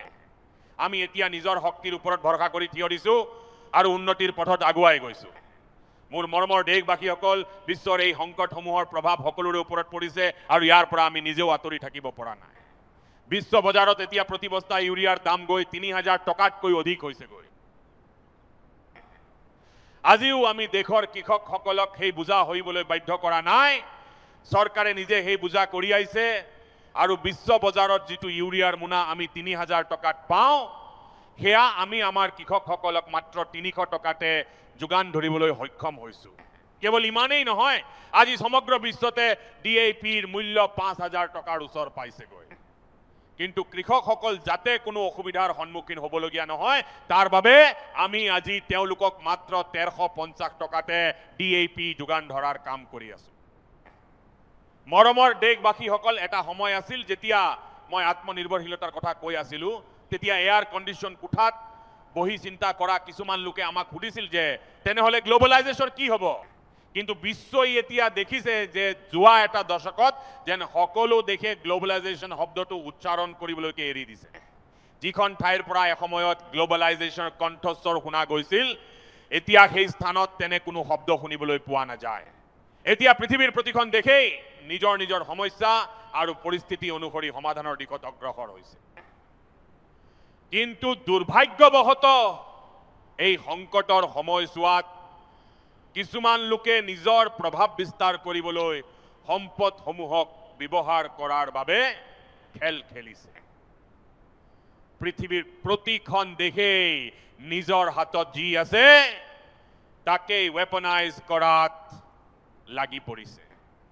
লাগিলে সেয়া সম্পদৰ ৱেপনাইজে নহওক কিয়, পেট্ৰল, ডিজেল, সাৰ, ঔষধ, টেকনলজিৰ চিপছ, আনকি ভূখণ্ডকো আজি ৱেপনাইজ কৰা হৈছে। এনে এক সময়ত আমি যদি আত্মনিৰ্ভৰশীলতাৰ মন্ত্ৰ লৈ যোৱা 10 বছৰে সঠিক দিশত আগুৱাই নগলোহেঁতেন, তেন্তে কল্পনা কৰকচোন আমি কেনেকৈ এনে প্ৰত্যাহ্বানৰ দৃঢ়তাৰে মোকাবিলা কৰিলোহেঁতেন। আনহাতে আমাৰ প্ৰস্তুতিও বৰ্তমান ধাৰাবাহিকভাৱে বৃদ্ধি পাই আছে। মোৰ মৰমৰ দেশবাসীসকল, ইয়াৰ বিপৰীতে আজি ভাৰতৰ মৰ্যাদা বিশ্বৰ দৰবাৰত সম্পূৰ্ণৰূপে বৃদ্ধি পাইছে। আজি ভাৰত সমগ্ৰ বিশ্বৰ বাবে এখন স্বীকৃত আৰু মৰ্যাদাপূৰ্ণ দেশ হিচাপে গঢ়ি উঠিছে। ভাৰতৰ হাতত এক সুস্থিৰ ৰাজনৈতিক জনাদেশ আছে, স্থিৰ চৰকাৰ আছে, ভাৰতৰ সক্ৰিয় গণতন্ত্ৰ আছে আৰু ভাৰতৰ এক শক্তিশালী ন্যায়িক ব্যৱস্থা আছে। আৰু আমাক সকলোকে সঠিক দিশ দেখুৱাবলৈ এখন শক্তিশালী সংবিধান আছে। এতিয়া সমগ্ৰ বিশ্বই আমাৰ এই সামৰ্থ্যক চিনাক্ত কৰি স্বীকাৰ কৰিবলৈ আৰম্ভ কৰিছে। আৰু সেইবাবেই 2014 চনৰ পাছত বিশ্বৰ প্ৰায় 40খন দেশৰ সৈতে আমাৰ মুক্ত বাণিজ্য চুক্তি স্বাক্ষৰিত হৈছে। এতিয়া চাওকচোন, এয়া কিমান ডাঙৰ এক সুযোগ আহি পৰিছে। কিন্তু মই ক'ব বিচাৰো যে এই যিবোৰ ট্ৰেড এগ্ৰিমেণ্ট হৈছে সেইবোৰ এক অতিশয় গুৰুত্বপূৰ্ণ সুযোগ। আৰু সেইবাবেই মই বিশেষকৈ MSME খণ্ডক ক'ব বিচাৰিম যে আমি এই সুযোগটো হাতৰ পৰা যাবলৈ দিব নালাগে। আমি এতিয়া সমগ্ৰ বিশ্বতে প্ৰভাৱ বিস্তাৰ কৰিব লাগিব। ভাৰতত উৎপাদিত সামগ্ৰীয়ে যাতে বিশ্বৰ বজাৰত স্থান লাভ কৰে তাৰ বাবে আমি কাম কৰিব লাগিব। আমাৰ বস্ত্ৰ শিল্পই হওক, আমাৰ যন্ত্ৰপাতিয়েই হওক, নাইবা আমাৰ ঔষধেই হওক, আমি এই সুযোগ হেৰুৱাব নালাগে। কিন্তু গোলকীয় পৰ্যায়ৰ যিবোৰ মাপকাঠি আছে সেইবোৰ আমি পূৰ কৰিব লাগিব। বিশ্বত ইতিমধ্যে যি উপলব্ধ আছে আমি তাতকৈ ভাল বস্তু দিব লাগিব আৰু সমগ্ৰ পৃথিৱীত যি পোৱা যায় আমি তাতকৈ সুলভ মূল্যত সামগ্ৰী যোগান ধৰিব লাগিব। পঞ্জাৱৰ লুধিয়ানাৰ পৰা আৰম্ভ কৰি তামিলনাডুৰ তিৰুপুৰলৈকে আমাৰ বস্ত্ৰখণ্ডই আজি সমগ্ৰ বিশ্বতে নিজৰ আধিপত্য বিস্তাৰ কৰিব পাৰে। কেৱল সিমানেই নহয়, কেৰালাৰ পৰা গুজৰাটলৈ আৰু তামিলনাডুৰ পৰা বংগলৈকে বিস্তৃত আমাৰ এই বিশাল সাগৰীয় উপকূল তথা আমাৰ মৎস্যজীৱী ভাই ভনীসকল আজি এই FTAৰ বাবে আমাৰ মিছা মাছ ৰপ্তানিৰ এক অভূতপূৰ্ব সম্ভাৱনা গঢ়ি উঠিছে। আমাৰ সাগৰীয় খাদ্যবোৰক বিশ্বৰ বজাৰত এক সুকীয়া পৰিচয় প্ৰদানৰ সুযোগ আহি পৰিছে। মই বিচাৰিম যে আমি এই অনুকূল পৰিস্থিতিৰ সম্পূৰ্ণ সুযোগ গ্ৰহণ কৰি একেলগে আগুৱাই যাব লাগিব। আমি এই কামবোৰ সফল কৰিবলৈ যত্ন কৰোঁ আহক। মোৰ মৰমৰ দেশবাসীসকল, মই আপোনালোকৰ সন্মুখত যি ভূমিকা দাঙি ধৰিছো তাৰ আঁৰত থকা 2047 চনৰ লক্ষ্যটো এই শক্তিশালী ভেটিৰ ওপৰতে থিয় দি আছে। 2047 চনৰ বিকশিত ভাৰতৰ লক্ষ্য হ'ল যোৱা 10-12 বছৰত দেশবাসীয়ে যি সামৰ্থ্য প্ৰদৰ্শন কৰিছে সেই সামৰ্থ্যৰে এক অবিচ্ছেদ্য অংশ। আৰু সেইবাবেই মোৰ মৰমৰ ভাই ভনীসকল, এই শতিকাটোৰ এক চতুৰ্থাংশ সময় ইতিমধ্যে পাৰ হৈ গৈছে আৰু পৰৱৰ্তী এক চতুৰ্থাংশ সময় আমাৰ বাবে অত্যন্ত গুৰুত্বপূৰ্ণ। এতিয়া আমি থমকি ৰ'ব নোৱাৰো, গতিও ৰুদ্ধ হ'ব নোৱাৰে। আমাৰ দিশ ইতিমধ্যে নিৰ্ধাৰিত হৈ গৈছে আৰু আমি লক্ষ্যত উপনীত হ'বই লাগিব। গতিকে আমি আমাৰ কৰ্ম সংস্কৃতি সলনি কৰিব লাগিব। আমাৰ কৰ্ম সংস্কৃতি সলনি কৰাৰ লগে লগে আমি আমাৰ চিন্তাধাৰাও সলনি কৰিব লাগিব। আমাৰ কামৰ গতিও সলনি কৰিব লাগিব। যিবোৰ কাম যোৱা 5-7টা দশকত সম্পূৰ্ণ হোৱা নাই, সেইবোৰ কাম আমি অনাগত 5-7 বছৰৰ ভিতৰতে কৰি দেখুৱাব লাগিব। আৰু দেশৰ যুৱ শক্তিৰ ওপৰত, নৱপ্ৰজন্ম, মাতৃ আৰু ভগ্নীসকল, কৃষকসকলৰ ওপৰত তথা শ্ৰমিকসকলৰ ওপৰত মোৰ পূৰ্ণ বিশ্বাস আছে যে আমি এই সপোনটোক বাস্তৱায়িত কৰিব পাৰোঁ। আৰু সেইবাবে আমি সংস্কাৰৰ গতি অধিক ত্বৰান্বিত কৰিব লাগিব। আৰু যেতিয়া মই ৰিফৰ্মৰ কথা কৈ আছো, তেতিয়া এই ৰিফৰ্ম আমাৰ বাবে কেৱল এক বাধ্যবাধকতা নহয়, নতুবা এই ৰিফৰ্ম আমাৰ বাবে কেৱল কোনো এটা মুখৰ শব্দ নহয়। আমাৰ বাবে সংস্কাৰ হ'ল এক দৃঢ় বিশ্বাস। এই সুদৃঢ় বিশ্বাসৰ বাবেই আজি আমি ৰিফৰ্ম এক্সপ্ৰেছৰ যাত্ৰাত অগ্ৰসৰ হৈছো আৰু আমি অনাগত দিনবোৰতো নেক্সট লেভেল ৰিফৰ্মৰ দিশে আগুৱাই যাম। সেইবাবে চৰকাৰ, সমাজ, উদ্যোগ, উৎপাদক আৰু কৃষক প্ৰতিগৰাকী ব্যক্তিয়ে নিজৰ পৰম্পৰাগত ব্যৱস্থাৰ সংস্কাৰ কৰিব লাগিব। আমাৰ চিন্তাধাৰাত সংস্কাৰ আনিব লাগিব আৰু আমাৰ লক্ষ্যসমূহৰো সংস্কাৰ কৰিব লাগিব। আৰু সেইবাবেই মোৰ মৰমৰ দেশবাসীসকল, আমি এক নিৰ্দিষ্ট দিশত আগুৱাই যোৱাৰ সংকল্প লৈ যাত্ৰা কৰিব লাগিব। মই আজি সেই যুগটোকো সোঁৱৰিব বিচাৰিম যেতিয়া ভাৰতৰ সামৰ্থ্যক আমি সপ্ত হিন্দুৰ ৰূপত জানিছিলো, বুজি পাইছিলো আৰু শুনিছিলো।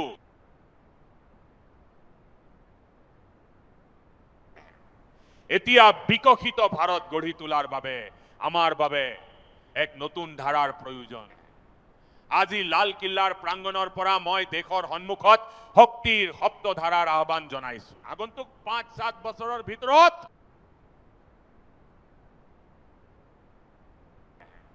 যি কাম যোৱা 5-7টা দশকত সম্ভৱ হোৱা নাছিল, সেই কাম আমি সপ্তধাৰাৰ সামৰ্থ্য আৰু শক্তিৰে কৰি দেখুৱাম। আমি দেশক এক নতুন উচ্চতা আৰু নতুন গতি প্ৰদান কৰিম, নতুন লক্ষ্যসমূহ অতিক্ৰম কৰাৰ সামৰ্থ্য প্ৰদান কৰিম। আৰু ইয়াৰ সমান্তৰালভাৱে দেশৰ যুৱ শক্তিৰ সামৰ্থ্যক ৰাষ্ট্ৰ নিৰ্মাণৰ কামত সম্পূৰ্ণৰূপে ব্যৱহাৰ কৰা হ'ব, তেওঁলোকৰ শক্তিক সংযোগ কৰা হ'ব। আগন্তুক দিনবোৰত মই যেতিয়া সপ্তধাৰাৰ কথা কওঁ, সেই সপ্তধাৰাৰ প্ৰথম শক্তিটো হ'ল উৎপাদনৰ শক্তি। মোৰ মৰমৰ দেশবাসীসকল, আমি মেনুফেকচাৰিং সেক্টৰটোক আগুৱাই লৈ যাব লাগিব আৰু উৎপাদন বৃদ্ধি কৰাৰ লগতে আমি সৰু সৰু শক্তি ভাণ্ডাৰো গঢ়িব লাগিব আৰু ডাঙৰ ডাঙৰ প্ৰডাক্টটো তৈয়াৰ কৰিব লাগিব। সমগ্ৰ ভেল্যু চেইন আমাৰ নিজৰ হ'ব লাগিব আৰু সেই লক্ষ্য আগত ৰাখি আমাৰ বাবে উপাদানবোৰৰো প্ৰয়োজন আৰু আমাক কমপ্লিট মেনুফেকচাৰিং তথা সম্পূৰ্ণ প্ৰডাক্টৰো প্ৰয়োজন আছে। ডিজাইনৰ পৰা মেনুফেকচাৰিং পৰ্যন্ত ভাৰতক গোলকীয় যোগান শৃংখলাৰ এক অংশ কৰি তুলিব লাগিব। ভৰসাপূৰ্ণ কেন্দ্ৰ হৈ উঠিব লাগিব। ইয়াৰ বাবে মই 3টা বিশেষ কথাৰ ওপৰত গুৰুত্ব দিব বিচাৰো। উৎপাদনৰ ক্ষেত্ৰখনত জড়িত মোৰ যিসকল ভাই ভনী আছে, এয়া আপোনালোকৰ বাবে এক বিশেষ সুযোগ। এই সুযোগক অথলে যাবলৈ নিদিব আৰু ইয়াৰ বাবে আমি কষ্ট, মান আৰু দক্ষতাৰ ক্ষেত্ৰত গোলকীয় মানৰ সৈতে সমানে খোজ মিলাব লাগিব। আমাৰ ফেক্টৰীবোৰ প্ৰতিযোগিতামূলক হ'ব লাগে, আমাৰ প্ৰডাক্টবোৰ ইউজাৰ ফ্ৰেণ্ডলি হ'ব লাগে আৰু আমাৰ পেকেজিং বিশ্বৰ বাবে মন পৰখা তথা আকৰ্ষণীয় হ'ব লাগে। জিৰ' ডিফেক্ট, প্ৰিচিশ্যন মেনুফেকচাৰিং, এইবোৰ আমাৰ পৰিচয় হ'ব লাগে।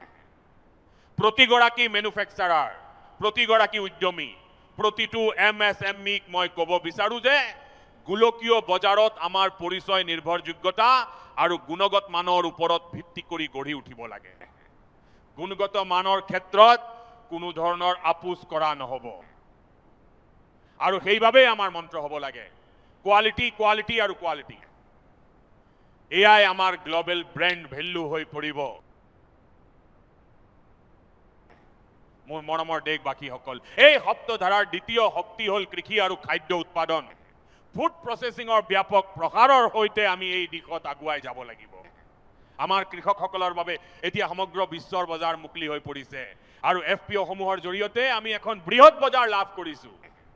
আমি সেই স্থানত উপনীত হ'ব লাগিব, আমি সেই কামত হাত দিব লাগিব। আমি পথাৰৰ পৰা আৰম্ভ কৰি ৰপ্তানি বজাৰলৈকে যাত্ৰা কৰিব লাগিব। সেয়া আমাৰ পৰম্পৰাগত খাদ্যই হওক, আমাৰ মিলেটছ, আমাৰ মছলা অথবা আমাৰ ফল মূলেই হওক,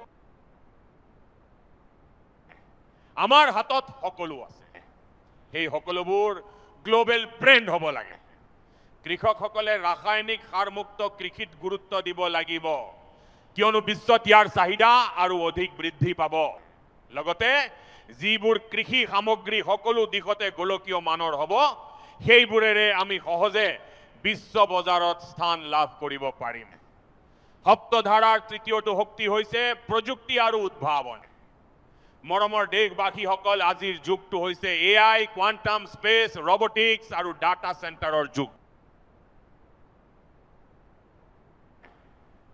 সম্পূৰ্ণৰূপে এক নতুন ক্ষেত্ৰ মুকলি হৈ পৰিছে আৰু নতুন প্ৰযুক্তিয়ে প্ৰতিটো পলতে আমাক প্ৰত্যাহ্বান জনাইছে। আৰু সেইবাবেই দেশক কেৱল বিশ্বৰ বাবে এখন বজাৰ হিচাপে গঢ়ি তুলিলে নহ'ব, আমি উদ্ভাৱনৰ কেন্দ্ৰবিন্দু হৈ উঠিব লাগিব। আমি UPI আৰু ডিজিটেল পাব্লিক ইনফ্ৰাষ্ট্ৰাকচাৰৰ ক্ষেত্ৰত নিজৰ দক্ষতা প্ৰমাণ কৰিছোঁ আৰু সমগ্ৰ বিশ্বক আমাৰ শক্তিৰ পৰিচয় দিছোঁ।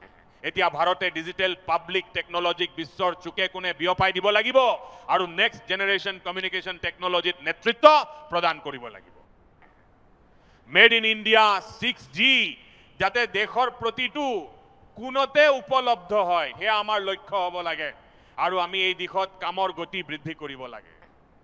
লগতে ইয়াৰ বাবে আমাৰ প্ৰচেষ্টা কোনো গুণেই কম হ'ব নালাগে। এয়া হ'ল সপ্তধাৰাৰ চতুৰ্থ শক্তি, গতি শক্তি। এই গতি শক্তিৰ জৰিয়তে দেশৰ ভিতৰত নিৰ্বচ্ছিন্ন দ্ৰুত সংযোগৰ ওপৰত আমি গুৰুত্ব দিব লাগিব। লগতে দেশৰ চহৰসমূহকো হাই স্পীড ৰেলেৰে আমি সংযোগ কৰিব লাগিব। আমাক আধুনিক হাইৱে লাগে, জলপথ লাগে, এয়াৰপোৰ্ট লাগে আৰু মাল্টিমডেল লজিষ্টিক ব্যৱস্থাৰ প্ৰয়োজন। আমাৰ বাবে বন্দৰবোৰ কেৱল সামগ্ৰী উঠোৱা নমোৱা কৰা অথবা পৃথিৱীৰ জাহাজবোৰ আহি লংগৰ পেলোৱা ঠাই নহয়। আমাৰ বন্দৰসমূহক লৈ আমি বন্দৰ কেন্দ্ৰিক উন্নয়নৰ দিশত আগুৱাই লৈ যাব লাগিব। আমাৰ সপ্তধাৰাৰ পঞ্চমটো শক্তি হ'ল ৰক্ষা শক্তি বা প্ৰতিৰক্ষা শক্তি। প্ৰতিৰক্ষা শক্তিৰ গুৰুত্ব সকলো ফালৰ পৰাই আছে। প্ৰতিৰক্ষাৰ ক্ষেত্ৰত আত্মনিৰ্ভৰ হোৱাটো কিমান জৰুৰী সেয়া এতিয়া ভাৰতে অনুভৱ কৰিছে আৰু বিশ্বইও অনুভৱ কৰিছে। ইয়াৰ অবিহনে এতিয়া আন কোনো গত্যন্তৰ নাই। বিশ্বৰ দেশসমূহে যেতিয়া কেৱল নিজৰ স্বাৰ্থৰ কথা চিন্তা কৰিছে, তেনেস্থলত ভাৰত কেৱল বিশ্বৰ বাবে এখন বজাৰ হৈ থাকিব নোৱাৰে। আমি প্ৰতিৰক্ষা ক্ষেত্ৰত সম্পূৰ্ণৰূপে আত্মনিৰ্ভৰ হৈ নেক্সট জেনেৰেশ্যন ডিফেন্স টেকনলজিৰ বিকাশ ঘটাই গ্ল'বেল ছাপ্লায়াৰ হোৱাৰ দিশত লক্ষ্য স্থিৰ কৰি আগুৱাই যাব লাগিব।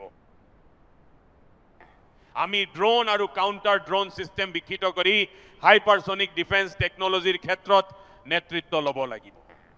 ইয়াৰ লগতে চাইবাৰ সুৰক্ষাৰ দিশতো গুৰুত্ব দিব লাগিব, যি আজি প্ৰতিটো পৰিয়ালৰ বাবে সমস্যা হৈ পৰিছে। এয়াও প্ৰতিৰক্ষাৰ এটা এনেকুৱা ক্ষেত্ৰ য'ত আমাৰ যুৱ প্ৰজন্মৰ সামৰ্থ্যক আমি দেশ তথা সমগ্ৰ বিশ্বৰ বাবে ব্যৱহাৰ কৰিব পাৰোঁ। আমাৰ সপ্তধাৰাৰ ষষ্ঠ শক্তি হ'ল গ্ৰীণ ইকনমি আৰু ব্লু ইকনমি, যিবোৰে গ্ৰীণ জবৰো জন্ম দিয়ে। আমি গ্ৰীণ হাইড্ৰজেন,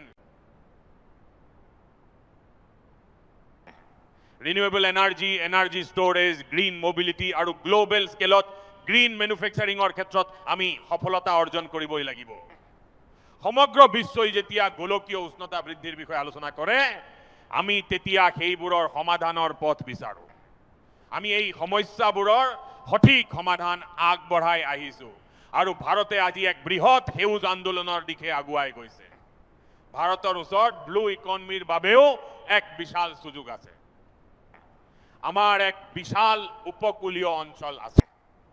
ব্লু ইকনমিৰ বাবে ইয়াত বহুতো সুযোগ আছে। মীন পালন, উপকূলীয় পৰ্যটন, সামুদ্ৰিক প্ৰযুক্তিৰ দৰে এনে বহুতো ক্ষেত্ৰ আছে য'ত আমি আগুৱাই যাব পাৰোঁ।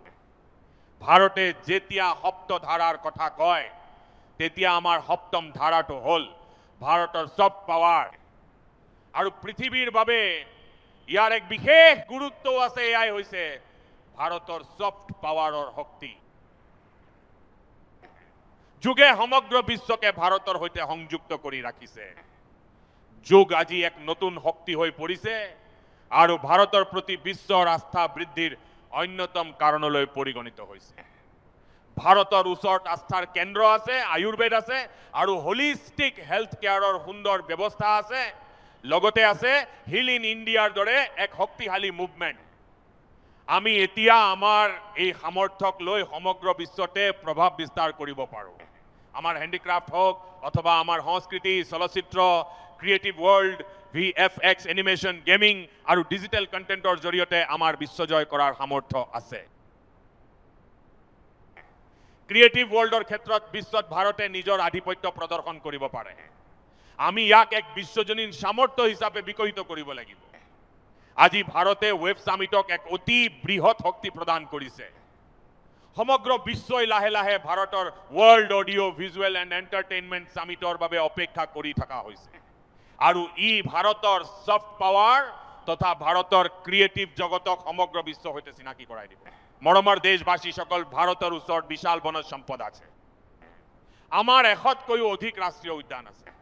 ইয়াত প্ৰচুৰ সম্ভাৱনা আছে যদিও বিদেশী পৰ্যটক আকৰ্ষণৰ ক্ষেত্ৰত আমি এতিয়াও পিছ পৰি আছোঁ। আমাৰ ছফ্ট পাৱাৰৰ জৰিয়তে পৰ্যটকসকলক ভাৰতৰ প্ৰতি আকৰ্ষিত কৰাৰ এয়া এক সুযোগ আৰু এই সামৰ্থ্যক আমি বিশ্বৰ আগত দেখুৱাব লাগে। শীঘ্ৰে এই কামটো কৰিব লাগিব। লগতে ভাৰতক ক্ৰীড়াৰ ক্ষেত্ৰত পৃথিৱীৰ ভিতৰতে আকৰ্ষণীয় কৰি তুলিব লাগিব। বিশ্বৰ ক্ৰীড়া প্ৰতিযোগিতাসমূহ ভাৰতত কিয় হ'ব নোৱাৰে? কনচাৰ্ট ইকনমি আজি দ্ৰুত গতিত বৃদ্ধি পাইছে আৰু ই দেশৰ যুৱ প্ৰজন্মৰ বাবেও বিশেষ আকৰ্ষণৰ কেন্দ্ৰ হৈ পৰিছে। বিশ্বৰ প্ৰতিগৰাকী শিল্পীয়ে তেওঁলোকৰ জীৱনত এদিন নহয় এদিন ভাৰতত নিজৰ কনচাৰ্ট কৰিবলৈ বিচাৰে। এয়া এক ডাঙৰ সুযোগ। ইয়াক সঠিকভাৱে সুচল কৰিবলৈ আমি প্ৰয়োজনীয় ব্যৱস্থা গঢ়ি তুলিব লাগিব। বন্ধুসকল, সপ্তধাৰাৰ এই 7টা শক্তি অৰ্থাৎ সপ্ত শক্তিৰ উদ্দেশ্য কেৱল এটা খণ্ডত প্ৰগতি কৰাটোৱেই নহয়, বৰঞ্চ এক হলিষ্টিক এপ্ৰোচৰ সৈতে আমি কাম কৰিব লাগিব। আমি ৰাষ্ট্ৰৰ বাবে যি লক্ষ্য লৈ আগুৱাই গৈছোঁ, যি উচ্চাকাংক্ষা লৈ আগুৱাই গৈছোঁ, সেই মাত্ৰাক অতিক্ৰম কৰাৰ দিশত আমি কাম কৰিব লাগিব। মৰমৰ দেশবাসীসকল, মই কিছুমান কথা কৈছোঁ, কিন্তু মই ইয়াতকৈও এখোজ আগুৱাই চিন্তা কৰিছোঁ। মই দেশখনৰ সামৰ্থ্যক আৰু কিছু সক্ৰিয় কৰিব বিচাৰোঁ। চৰকাৰৰ দ্বাৰা কেতিয়াও এখন দেশ নচলে, বৰঞ্চ দেশৰ প্ৰতিগৰাকী নাগৰিক একগোট হ'লেহে দেশ এখন শক্তিশালী হয়। আমি কি এনেদৰে ভাবিব নোৱাৰোঁ যে যি ফৰ্চুন 500ৰ কথা আমি ইমানকৈ শুনো অহা এটা দশকত সেই ফৰ্চুন 500ৰ তালিকাত 50টা কোম্পানী ভাৰতৰে কিয় নহ'ব? এইটো আমাৰ লক্ষ্য কিয় হোৱা উচিত নহয়? আজিৰ সময়ত বেংকিং খণ্ডটো যথেষ্ট বিকশিত হৈ উঠিছে। বিশ্বৰ শীৰ্ষ বেংকসমূহৰ ভিতৰত ভাৰতৰ বেংকৰ পতাকা কিয় উৰিব নোৱাৰিব? ভাৰতৰ বেংকিং খণ্ডও আগুৱাই যাব লাগে। বিশ্বৰ শীৰ্ষৰ 5টা বেংকৰ ভিতৰত ভাৰতৰো এটা বেংক থকাটো প্ৰয়োজন। ভাৰতৰ ফাৰ্মা খণ্ডৰ দিশত আমি বহুত কাম কৰিছোঁ, কিন্তু এতিয়া সময়ৰ এয়াই আহ্বান। বিশ্বৰ 5টা বৃহত্তম ফাৰ্মা কোম্পানীৰ ভিতৰত ভাৰতৰো অন্ততঃ এটা বা দুটা ফাৰ্মা কোম্পানীৰ নাম থকাটো উচিত। ভাৰতে সেই তালিকাত নিজৰ স্থান দখল কৰিব লাগে। ল ফাৰ্মসমূহ আছে, ৰেটিং এজেঞ্চিসমূহ আছে। গতিকে এতিয়া সময়ৰ আহ্বান এয়া নহয়নে যে গ্লোবেল লিডাৰশ্বিপ আমাৰ হাতত থকাটো প্ৰয়োজনীয়। আমাৰ ওচৰত প্ৰতিভা আছে, সামৰ্থ্য আছে আৰু আমাৰ এক সুদীৰ্ঘ ইতিহাসো আছে। বিভিন্ন ভাষাসমূহৰ ওপৰত আমাৰ দখল আছে। গতিকে আমি বিশ্বত উপনীত হ'ব লাগে। আমাৰ কোনো কনচাল্টিং ফাৰ্ম বা একাউণ্টিং ফাৰ্ম বিশ্বৰ শীৰ্ষ কোম্পানীসমূহৰ ভিতৰত কিয় থাকিব নোৱাৰে?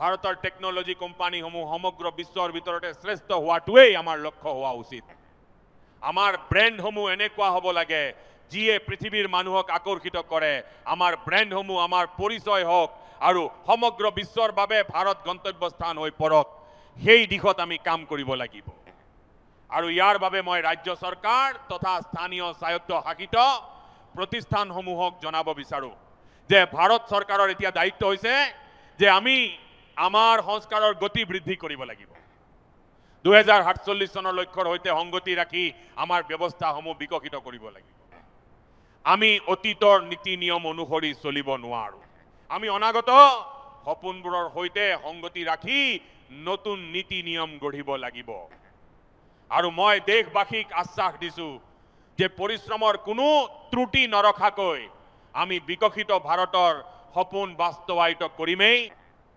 আমি সকলোৱে মিলি একেলগে আগবাঢ়িব লাগিব সেয়া কেন্দ্ৰীয় চৰকাৰেই হওক ৰাজ্য চৰকাৰেই হওক বা উদ্যোগ খণ্ডী হওক আমি সকলোৱে একগোট হৈ আগুৱাই যাব লাগিব আমি অহৰহ সংস্কাৰ কৰি থাকিব লাগিব সংস্কাৰ প্ৰক্ৰিয়াক আমি আগুৱাই লৈ যাব লাগিব মই আগতেও কৈছিলো যে আমি ৰিফৰ্ম কোনো বাধ্যবাধকতাৰ বাবে নহয় বৰঞ্চ নিজৰ সংকল্প তথা দৃঢ় বিশ্বাসৰ জৰিয়তে নিৰ্ধাৰিত লক্ষ্যত উপনীত হ'বলৈ কৰি আছো মৰমৰ দেশবাসীসকল যেতিয়া মই বিকশিত ভাৰতৰ কথা কওঁ দেশক দ্ৰুত গতিৰে আগুৱাই লৈ যোৱাৰ কথা কওঁ তেতিয়া ইয়াৰ জৰিয়তে আটাইতকৈ লাভান্বিত কোন হ'ব এই সকলো প্ৰচেষ্টাৰ আটাইতকৈ ডাঙৰ সাধক কোন হ'ব যদি কোনোবা প্ৰকৃত সাধক আছে তেন্তে তেওঁলোক হৈছে দেশৰ যুৱ প্ৰজন্ম তেওঁলোকে হৈছে মোৰ দেশৰ যুৱ শক্তি বিকশিত ভাৰতৰ এই যাত্ৰাত যুৱ প্ৰজন্মৰ এক গুৰুত্বপূৰ্ণ ভূমিকা আছে কেৱল সিমানেই নহয় বিকশিত ভাৰতৰ দ্বাৰা আটাইতকৈ লাভান্বিত হ'ব দেশৰ এই যুৱ প্ৰজন্ম আৰু সেইবাবেই আমি বিকশিত ভাৰতৰ লক্ষ্যত যুৱ প্ৰজন্মক সাঙুৰি আগুৱাই যাব লাগিব যুৱ প্ৰজন্মক সৰ্বোচ্চ অগ্ৰাধিকাৰ দি আগবাঢ়িব লাগিব আৰু বিগত 10-12 বছৰত সেই দিশত বহুতো কাম কৰা হৈছে ষ্টাৰ্টআপ ইণ্ডিয়া আজি সমগ্ৰ দেশতে 2.5 লাখতকৈও অধিক ৰেজিষ্টাৰ্ড ষ্টাৰ্টআপ গঢ় লৈ উঠিছে দেশৰ যুৱ প্ৰজন্ম এতিয়া কেৱল নিজে কাম কৰাই নহয় বৰঞ্চ বহুতো লোকক সংস্থাপনো দিছে ভাৰত চৰকাৰে 1 লাখ কোটি টকাৰ ইনোভেশ্যন ফাণ্ড ঘোষণা কৰিছে মই দেশৰ যুৱক যুৱতীসকলক ক'ব বিচাৰো যে আপোনালোকে নিজৰ সপোনবোৰ লৈ আগুৱাই আহক সম্পদৰ কোনো অভাৱ হ'বলৈ দিয়া নহ'ব আপোনালোকৰ মেধা আৰু চিন্তা শক্তিৰ সামৰ্থ্য বৃদ্ধি কৰিবলৈ এই 1 লাখ কোটি টকাৰ এক সুব্যৱস্থা আমি ইতিমধ্যে কৰি দিছো গৱেষণাৰ ক্ষেত্ৰত নতুন সুযোগৰ সৃষ্টি হৈছে ডিজিটেল ইণ্ডিয়াৰ জৰিয়তে লাভ কৰা সুলভ দৰৰ ডাটাই যুৱ প্ৰজন্মক শক্তিশালী কৰিছে পৃথিৱীৰ ভিতৰতে যদি ক'ৰবাত আটাইতকৈ সুলভ মূল্যৰ ডাটা পোৱা যায় তেন্তে হেয়া ভাৰততে পোৱা যায় আমি স্কিল ইণ্ডিয়াৰ দৰে ৰাষ্ট্ৰীয় কাৰ্যসূচী হাতত লৈছো মহাকাশ খণ্ডক মুকলি কৰি দিছো ৰাষ্ট্ৰীয় ড্ৰোন নীতি প্ৰস্তুত কৰিছো খেলো ইণ্ডিয়া নীতি গঢ়ি তুলিছো বিগত 35 বছৰে দেশত নতুন শিক্ষা নীতি নাছিল এতিয়া আমি নতুন শিক্ষা নীতি আনিছো আৰু ইয়াৰ দ্বাৰা মধ্যবিত্তসকল উপকৃত হৈছে মই আপোনালোকক 2004 চনৰ পৰা 2014 চনলৈকে এক পৰিসংখ্যা দিব বিচাৰো 2014 চনলৈ দেশত 3.5খনতকৈও কম বিশ্ববিদ্যালয় আছিল আৰু আজি মাত্ৰ 10-12 বছৰতে প্ৰায় 650খন নতুন বিশ্ববিদ্যালয় সংযোজিত হৈছে আমি প্ৰায় 1000ৰ সীমা চুবলৈ গৈ আছো আনহাতে 2014 চনৰ আগলৈকে মেডিকেলৰ আসনৰ সংখ্যা আছিল মাত্ৰ 400 আজি সেই পৰিস্থিতি সম্পূৰ্ণ সলনি হৈছে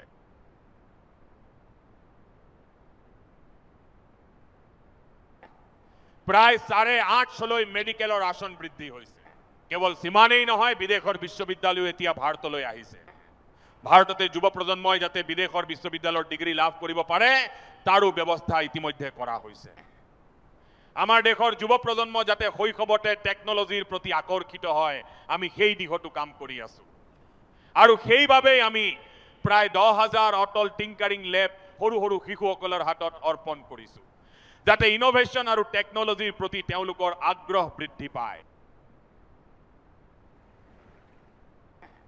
বিগত 12 বছৰত আমি যুৱ প্ৰজন্মৰ বাবে বহুতো নতুন পথ মুকলি কৰিছো আপোনালোকে নিশ্চয় দেখিছে যে আমি ষ্টাৰ্টআপ খণ্ডক কিদৰে অগ্ৰাধিকাৰ দিছো ভাৰতৰ প্ৰাইভেট ষ্টাৰ্টআপ খণ্ডৰ মাত্ৰ 28 বছৰৰ গড় বয়সৰ যুৱ প্ৰজন্মই পৃথিৱীৰ ভিতৰতে প্ৰথমবাৰৰ বাবে পোনপটীয়া প্ৰচেষ্টাতে নিজাকৈ ছেটেলাইট আৰু ৰকেট লঞ্চ কৰি দেখুৱাইছে।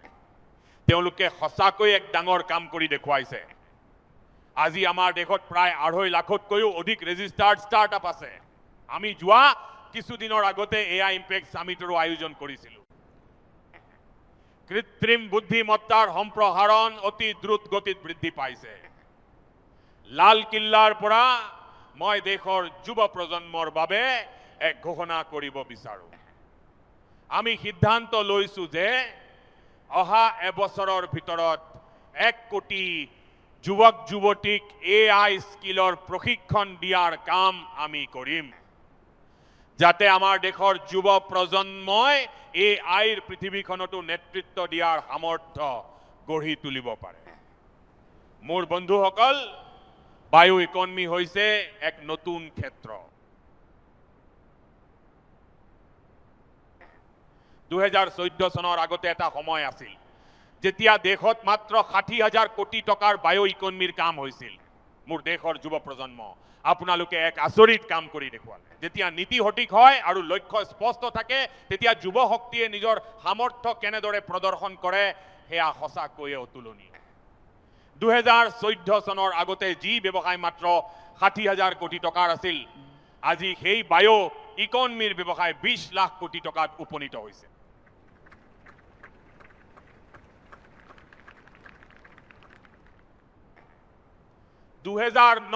চনৰ সেই সময়ছোৱাৰ কথা আছিল। আমাৰ দেশত তেতিয়া মাত্ৰ 25 লাখ ইলেক্ট্ৰিক ভেহিকল বিক্ৰী হৈছিল। আচলতে 2009-10 চনত মাত্ৰ 1.5 লাখ ইলেক্ট্ৰিক ভেহিকলহে বিক্ৰী হৈছিল। কিন্তু এই 25-26 চনত 25 লাখ ইলেক্ট্ৰিক ভেহিকল বিক্ৰী হৈছে। মৰমৰ দেশবাসীসকল, এভিয়েশ্যন সেক্টৰো মোৰ যুৱ প্ৰজন্মৰ বাবে অতি দ্ৰুত গতিত আগবাঢ়ি গৈছে। নতুন এয়াৰপোৰ্ট আৰু নতুন নতুন বিমান পথসমূহে নিযুক্তিত নতুন সুযোগৰ সৃষ্টি কৰিছে। লগতে মেইনটেনেন্স আৰু মেৰামতিৰ বাবেও দেশত বুজন পৰিমাণৰ দক্ষ মানৱ সম্পদৰ প্ৰয়োজন হৈছে। আমি মেড ইন ইণ্ডিয়াৰ অধীনত বিমান নিৰ্মাণৰ দিশত সফলতা অৰ্জন কৰিছো। Made in India defence transport aircraft C295 সফল উৰণ সম্পন্ন হৈছে। বন্ধুসকল, আমাৰ দেশৰ যুৱ প্ৰজন্মৰ বাবে কেৱল বিমানেই নহয়, ড্ৰোনেও এক ডাঙৰ কাম কৰি দেখুৱাইছে।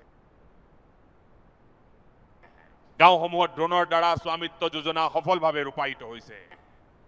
প্ৰায় 3.5 কোটি পৰিয়াল এই আঁচনিৰ পৰা লাভান্বিত হৈছে আৰু ইয়াৰ ফলত প্ৰায় 140 লাখ কোটি টকাৰ সম্পত্তি ঘূৰাই পোৱা গৈছে। মানুহে বেংকৰ পৰা ঋণ লৈ নিজাববীয়াকৈ ব্যৱসায় বাণিজ্য কৰিব পাৰিছে। দেশবাসীসকল, আমাৰ মধ্যবিত্ত পৰিয়ালৰ বাবে বৰ্তমান এক ডাঙৰ বোজাৰ সৃষ্টি হৈছে। সেয়া হৈছে কোচিং ক্লাছৰ প্ৰতিযোগিতা।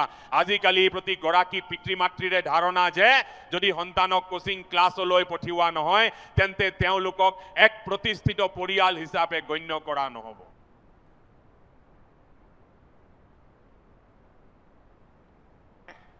দৰিদ্ৰ মধ্যবিত্ত পৰিয়ালৰ কথা চিন্তা কৰি তেওঁলোকৰ খৰচ ৰাহি কৰিবলৈ আৰু পৰিয়ালৰ ওপৰত যাতে কোনো আৰ্থিক বোজা নপৰে, সেই উদ্দেশ্যে আমি যুৱ প্ৰজন্মক বিভিন্ন পৰীক্ষাৰ বিনামূলীয়া অনলাইন কোচিং প্ৰদানৰ সিদ্ধান্ত লৈছো। আমাৰ ওচৰত ডিজিটেল পাব্লিক ইনফ্ৰাষ্ট্ৰাকচাৰ আছে উৎকৃষ্ট প্ৰতিভা আৰু শিক্ষকসকল। এই সকলো সম্পদক একগোট কৰি আমি দেশৰ নৱপ্ৰজন্মক বিনামূলীয়া কোচিং প্ৰদানৰ বাবে এক সম্পূৰ্ণ নেটৱৰ্ক গঢ়ি তুলিবলৈ ওলাইছো। মৰমৰ দেশবাসীসকল, মই সদায় এটা কথা কৈ আহিছো যে যিয়ে খেলে তেৱেই বিকশিত হয়। যেতিয়া মই ক্ৰীড়া খণ্ডৰ কথা কওঁ, আজি ভাৰতে সমগ্ৰ বিশ্বৰ ভিতৰতে ক্ৰীড়া ক্ষেত্ৰত নিজৰ এক সুকীয়া পৰিচয় গঢ়ি তুলিবলৈ সক্ষম হৈছে। এতিয়া ক্ৰীড়া ক্ষেত্ৰসমূহত ভাৰতৰ ৰাষ্ট্ৰীয় সংগীত প্ৰতিধ্বনিত হয়। ভাৰতৰ তিৰংগা এতিয়া সকলোতে উৰি থকা দেখা যায়।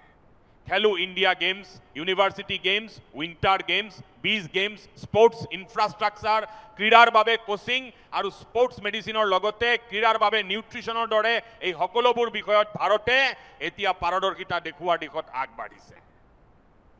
যুৱ প্ৰজন্মৰ বাবে ই এক সম্পূৰ্ণ নতুন ক্ষেত্ৰ হিচাপে গঢ়ি উঠিছে। কোনোবা যদি খেলুৱৈ হ'ব নোৱাৰে তেন্তে তেওঁৰ বাবে ইয়াৰ সা সুবিধা আৰু সহযোগী ব্যৱস্থাটো এতিয়া এক বৃহৎ কৰ্মক্ষেত্ৰ মুকলি হৈ পৰিছে। ক্ৰীড়া জগতত ভাৰতৰ প্ৰদৰ্শন ক্ৰমান্বয়ে উন্নত হৈ আহিছে আৰু আমি 2036 চনত অলিম্পিক আয়োজনৰ ক্ষেত্ৰত এক শক্তিশালী দাবীদাৰ হিচাপে থিয় হ'বলৈ গৈ আছো। লগতে 2030 চনত ভাৰতে কমনৱেলথ গেমছ অনুষ্ঠিত কৰিবলৈ গৈ আছে। বন্ধুসকল, অলিম্পিকৰ যিবোৰ খেল অনুষ্ঠিত হয় তাত প্ৰায় 40 প্ৰকাৰৰ খেল থাকে আৰু প্ৰায় 325ৰ পৰা 350খন প্ৰতিযোগিতা অলিম্পিকত অনুষ্ঠিত হয়। আৰু মোৰ মৰমৰ দেশবাসী তথা যুৱ প্ৰজন্মৰ বন্ধুসকল, আপোনালোক জানি দুখিত হ'ব, মই আপোনালোকৰ পৰা সহায় বিচাৰিছো। মই আপোনালোকক প্ৰত্যাহ্বানৰ লগতে আহ্বান জনাইছো। 30-25টা ইভেণ্টৰ ভিতৰত 2/3 খেলত ভাৰতে ক'তো স্থান নাপায়। আমাৰ কোনো উপস্থিতি নাথাকে আৰু আনকি আমি যোগ্যতা অৰ্জন কৰিবলৈও সক্ষম নহওঁ। আমি সিদ্ধান্ত লৈছো যে 2036 চনত যি অলিম্পিক অনুষ্ঠিত হ'ব, আমি বিচাৰো যে সেইখন যাতে ভাৰততে হয়। কিন্তু 2036 চনতে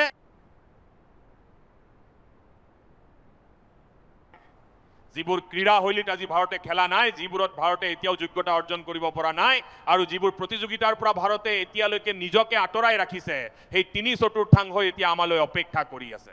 ভাৰতে এতিয়া সেইবোৰৰ ওপৰত বিশেষ গুৰুত্ব দিব আৰু ইয়াৰ বাবে আমি এটা টেলেণ্ট হাণ্ট অভিযান চলাব বিচাৰো। যদি আমাক 2036 চনৰ বাবে খেলুৱৈৰ প্ৰয়োজন হয় তেন্তে আজি যিসকল 5, 10, 15 বছৰ বয়সৰ যুৱক যুৱতী ল'ৰা ছোৱালী আছে, আমি তেওঁলোকৰ ওপৰত অধিক মনোযোগ দিব লাগিব। সেইবাবে 5ৰ পৰা 15 বছৰ বয়সৰ শিশুসকলৰ মাজত ক্ৰীড়া প্ৰতিভা বিচাৰি উলিয়াবলৈ গাঁৱে গাঁৱে চহৰে চহৰে আৰু প্ৰতিখন স্কুলতে এই অভিযান চলোৱা হ'ব। এটা টেলেণ্ট হাণ্ট অভিযান চলোৱা হ'ব, য'ত শিশুসকলৰ মাজত থকা প্ৰতিভা বিচাৰি উলিওৱা হ'ব আৰু তাৰ পাছত তেওঁলোকক বিশেষ প্ৰশিক্ষণ প্ৰদান কৰি দেশৰ হৈ খেলা দক্ষ খেলুৱৈ হিচাপে গঢ়ি তোলা হ'ব। মোৰ মৰমৰ যুৱ বন্ধুসকল, আজি দেশৰ সন্মুখত বিশেষকৈ আমাৰ দেশৰ নৱপ্ৰজন্মৰ বাবে নিচাযুক্ত দ্ৰব্য এক অতি ভয়াৱহ সংকট হৈ থিয় দিছে। নিচামুক্ত ভাৰত গঢ়ি তোলাটো আমাৰ সকলোৰে এক সামূহিক দায়িত্ব হোৱা উচিত, যাতে আমাৰ উজ্জ্বল ভৱিষ্যতৰ বাবে আমাৰ নৱপ্ৰজন্ম মানসিক আৰু শাৰীৰিকভাৱে শক্তিশালী হয়। আমাৰ যুৱ শক্তিৰ সামৰ্থ্য দেশৰ বাবে উপযোগী হওক, সেইবাবেই নিচামুক্ত ভাৰত গঢ়ি তোলাটো অত্যন্ত প্ৰয়োজনীয়। যোৱা কেইদিনমানত মাই ভাৰতৰ স্বেচ্ছাসেৱকসকলে দেশৰ NGO সমূহে, দেশৰ সামাজিক সাংস্কৃতিক সংগঠনবোৰে আৰু দেশৰ আধ্যাত্মিক ব্যক্তিসকলে ঐক্যবদ্ধ হৈ নিচামুক্ত ভাৰতৰ বাবে 100 সপ্তাহৰ এক কাৰ্যসূচী নিৰ্ধাৰণ কৰিছে। এই অভিযান 100 সপ্তাহ ধৰি চলিব আৰু মই প্ৰতিটো পৰিয়ালকে আহ্বান জনাওঁ যে আপোনালোকো এই অভিযানৰ অংশীদাৰ হওক, আপোনালোক ইয়াৰ সৈতে জড়িত হওক আৰু দেশৰ নিচামুক্ত ভাৰতৰ সপোন বাস্তৱায়িত কৰিবলৈ আগবাঢ়ি আহক। মোৰ মৰমৰ দেশবাসীসকল,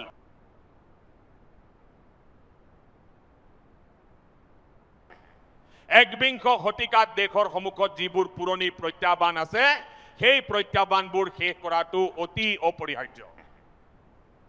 নক্সালবাদ, মাওবাদে লাখ লাখ যুৱকৰ ভৱিষ্যত ধ্বংস কৰি দিলে, বহু মাতৃৰ মৰমৰ সন্তানক কাঢ়ি লৈ গ'ল আৰু তেওঁলোকৰ জীৱন ধ্বংস কৰি দিলে। প্ৰতিগৰাকী পিতৃ মাতৃৰ সপোন ভাঙি দিলে। এই নক্সালবাদে 4টা দশক ধৰি ভাৰতৰ এটা বৃহৎ অংশক, এটা বৃহৎ জনসংখ্যাক নিজৰ কবলত ৰাখিছিল। বন্দুকৰ নলীৰ সহায়ত তেওঁলোকক দবাই ৰখা হৈছিল, সংবিধানৰ নীতি নিয়ম ধূলিহাত কৰি দিয়া হৈছিল আৰু দেশৰ সাধাৰণ নাগৰিকৰ সুৰক্ষাৰ স্বাৰ্থত আমাৰ আৰক্ষী সুৰক্ষা বাহিনীৰ 3,500তকৈও অধিক জোৱান শ্বহীদ হ'বলগীয়া হ'ল। যুদ্ধৰ সময়ত যিমান সৈন্যই মৃত্যুবৰণ কৰে তাতকৈ অধিক আমাৰ আৰক্ষী জোৱানে নিজৰ জীৱন বাজি লগাবলগীয়া হ'ল, যাতে দেশৰ সাধাৰণ জনতাই নিৰাপত্তা লাভ কৰিব পাৰে। এই নক্সালবাদে দেশৰ মাটিক ৰক্তাক্ত কৰি তুলিছিল। 2014 চনত যেতিয়া আপোনালোকে আমাক সেৱা কৰাৰ সুযোগ দিছিল, সেইদিনাই আমি সংকল্প লৈছিলোঁ যে আমি দেশক নক্সালবাদৰ পৰা মুক্ত কৰিম। আৰু আজি মই আনন্দিত যে হিংসাত্মক কাৰ্যৰ বাবে নক্সাল মাওবাদীৰ এতিয়া শেষ উশাহ ল'বলৈকো হয়তো কোনো শক্তি বাকী থকা নাই। ইয়াক সম্পূৰ্ণৰূপে নিৰ্মূল কৰাৰ দিশত আমি আগবাঢ়িছোঁ। যিবোৰ ঠাইত এই সময়ত নক্সালবাদীৰ গুলী চলিছিল, এই সময়ত তেজৰে ৰাঙলী হৈ পৰিছিল, আজি সেই একেটা নক্সাল প্ৰধান অঞ্চলত সেই ঠাইত নক্সাল মুক্ত হোৱাৰ বাবে বিকাশ, বিশ্বাস আৰু প্ৰয়াসৰ তিৰংগ পতাকা উৰিছে।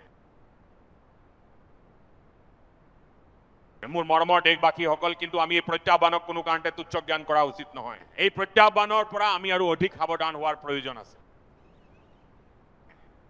বহু বছৰ ধৰি দেশৰ শাসন ক্ষমতাৰ বিভিন্ন স্তৰত মাওবাদী চিন্তাৰ মানুহে নিজৰ স্থান বনাই বহি আছিল, আনকি চৰকাৰী কমিটিবোৰতো তেওঁলোক উপদেষ্টা হিচাপে আছিল। এই মাওবাদী চিন্তাধাৰাই এসময়ত চৰকাৰী নীতিবোৰক প্ৰভাৱিত কৰিছিল।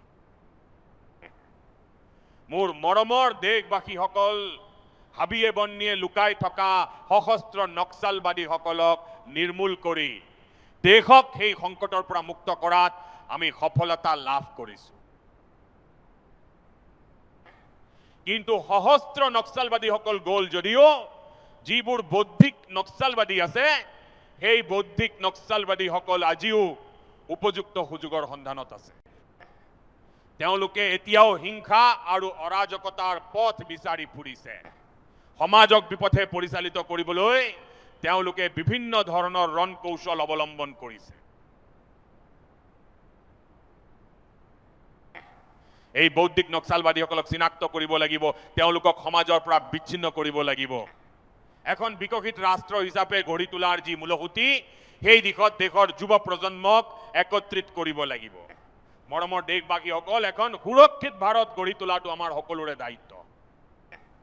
প্ৰত্যাহ্বান সীমাৰ ভিতৰতে হওক বা সীমান্তৰ বাহিৰতেই হওক, ভাৰত আজি প্ৰতিটো পৰিস্থিতিৰ বাবে সাজু হৈ আছে।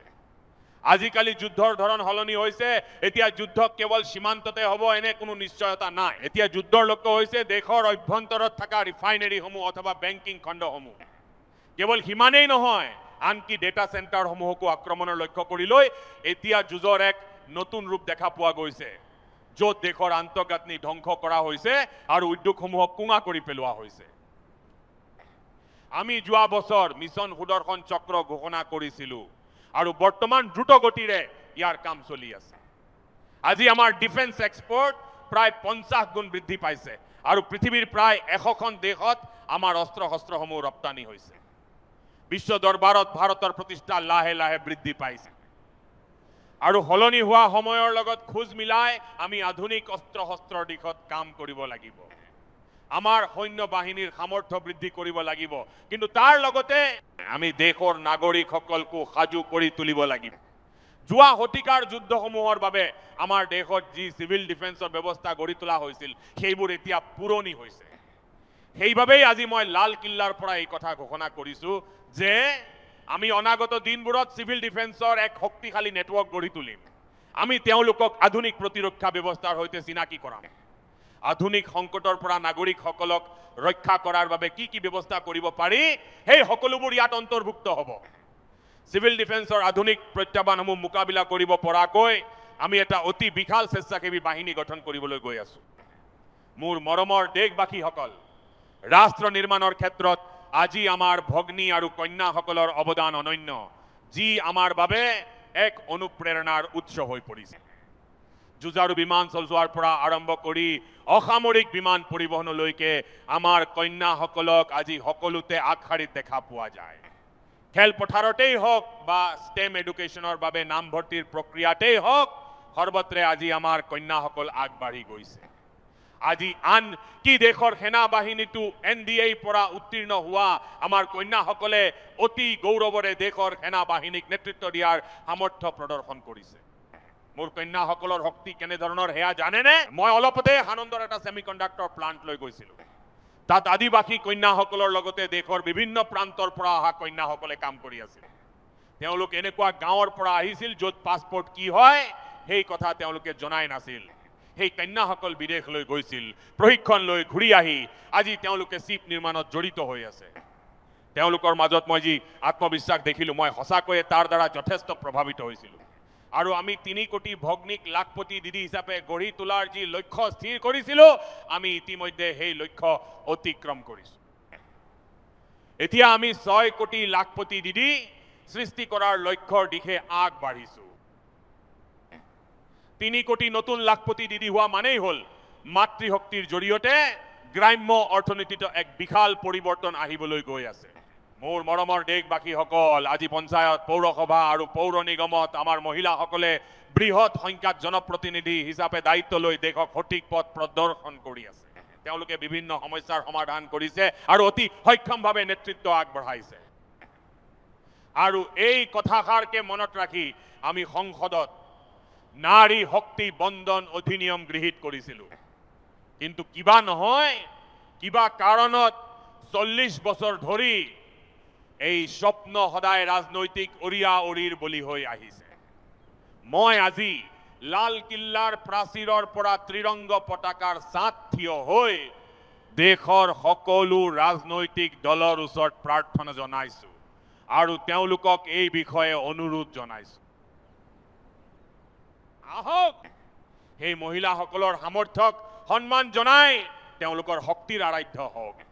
মহিলাসকলৰ মৰ্যাদা ৰক্ষাৰ বাবে আগবাঢ়ি আহক আৰু শীঘ্ৰে মাতৃভগ্নীসকলে বিধানসভা, লোকসভাত 33% আসনৰ জৰিয়তে তেওঁলোকৰ প্ৰতিনিধিত্ব লাভ কৰে আৰু ভাৰতৰ নীতি নিৰ্ধাৰণৰ ক্ষেত্ৰত নিজৰ অৱদান আগবঢ়াব পাৰে, সেয়া নিশ্চিত কৰক।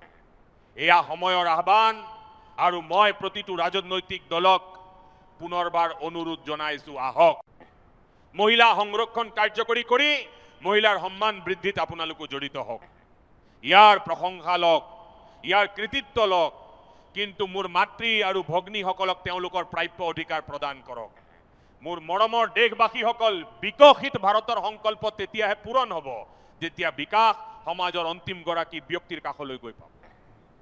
2014 চনৰ আগতে মাত্ৰ 25 কোটি লোকৰহে সামাজিক সুৰক্ষাৰ কভাৰেজ আছিল। মাত্ৰ 25 কোটি লোকৰ ওচৰত বন্ধুসকল, যোৱা 5-7টা দশকত মাত্ৰ 25 কোটি লোকৰ ওচৰতহে এই সুৰক্ষা আছিল। আমি মাত্ৰ এটা দশকৰ ভিতৰতে 100 কোটি দেশবাসীক সামাজিক সুৰক্ষাৰ কৱচ প্ৰদান কৰিছোঁ। আয়ুষ্মান ভাৰত আঁচনিৰ জৰিয়তে 70 বছৰ বয়সৰ ওপৰৰ বৃদ্ধসকলৰ বাবে আজিও 5 লাখ টকা পৰ্যন্ত বিনামূলীয়া ঔষধৰ ব্যৱস্থা কৰা হৈছে। ইয়াৰ ফলত কোটি কোটি পৰিয়ালে এক বৃহৎ সকাহ লাভ কৰিছে আৰু এই আয়ুষ্মান কাৰ্ডৰ বাবে দেশৰ দৰিদ্ৰ জনসাধাৰণৰ প্ৰায় 2 লাখ কোটি টকা ৰাহি হৈছে। যি ধনৰাশি ঔষধ আৰু অস্ত্ৰোপচাৰৰ নামত খৰচ হ'বলগীয়া আছিল, সেই ধনৰাশি ৰাহি হৈছে। সেইসকল দৰিদ্ৰ আৰু মধ্যবিত্ত পৰিয়ালৰ লোক। মোৰ মৰমৰ দেশবাসীসকল, আজি এটা কামৰ বাবে মোক আপোনালোকৰ সহায়ৰ প্ৰয়োজন হৈছে। মই আপোনালোক সকলোৰে ওচৰত এটা সহায় বিচাৰিছোঁ। মই বিচাৰোঁ যে দেশৰ সকলো যুৱ প্ৰজন্মই এই ক্ষেত্ৰত আগভাগ লৈ নেতৃত্ব প্ৰদান কৰক। আপোনালোকৰ 1 বা 2 ঘণ্টা সময় ব্যয় কৰি কৰা কামে দেশক এক বৃহৎ শক্তি প্ৰদান কৰিবলৈ গৈ আছে। আপোনালোকৰ এনে ভাৱ হ'ব পাৰে, 1-2 ঘণ্টাত মই দেশৰ বাবে কি কৰিব পাৰিম, কিন্তু মই কৈছোঁ আপোনালোক এক বৃহৎ শক্তি হ'বলৈ গৈ আছে আৰু সেইবাবেই প্ৰতিখন ঘৰতে তেনে এক পৰিৱেশ সৃষ্টি হোৱা উচিত। বৰ্তমানে দেশত লোকপিয়লৰ কাম চলি আছে, সেন্সাস তথা জনগণনাৰ কাম চলি আছে আৰু এই জনগণনা কেৱল এটা সংখ্যাৰ পৰিসংখ্যা নহয়। এই সূক্ষ্ম বিৱৰণৰ অধ্যয়নৰ পৰাই দেশক আগুৱাই লৈ যোৱাৰ বাবে বিভিন্ন নীতি পৰিকল্পনাসমূহ প্ৰস্তুত কৰা হয়। দেশক আগুৱাই লৈ যাবলৈ ই এক ৰূপৰেখা প্ৰস্তুত কৰে আৰু সেইবাবেই সকলো তথ্য সঠিক হোৱাটো অতি প্ৰয়োজনীয়।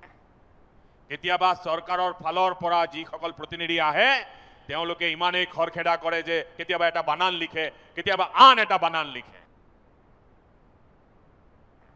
আৰু ইয়াৰ বাবে সঠিক ফলাফল লাভ কৰাৰ ক্ষেত্ৰত বিভিন্ন সমস্যাৰ সৃষ্টি হয়। এতিয়া যিহেতু টেকনলজি উপলব্ধ হৈছে, গতিকে এইবাৰ সিদ্ধান্ত লোৱা হৈছে যে আপুনি নিজেই এই লোকপিয়লত নিজৰ তথ্যসমূহ নিজৰ মোবাইল ফোনৰে অন্তৰ্ভুক্ত কৰিব পাৰিব। পাছত কোনোবা চৰকাৰী বিষয়া বা প্ৰতিনিধি আহি সেই সন্দৰ্ভত আপোনাৰ সৈতে আলোচনা কৰিব।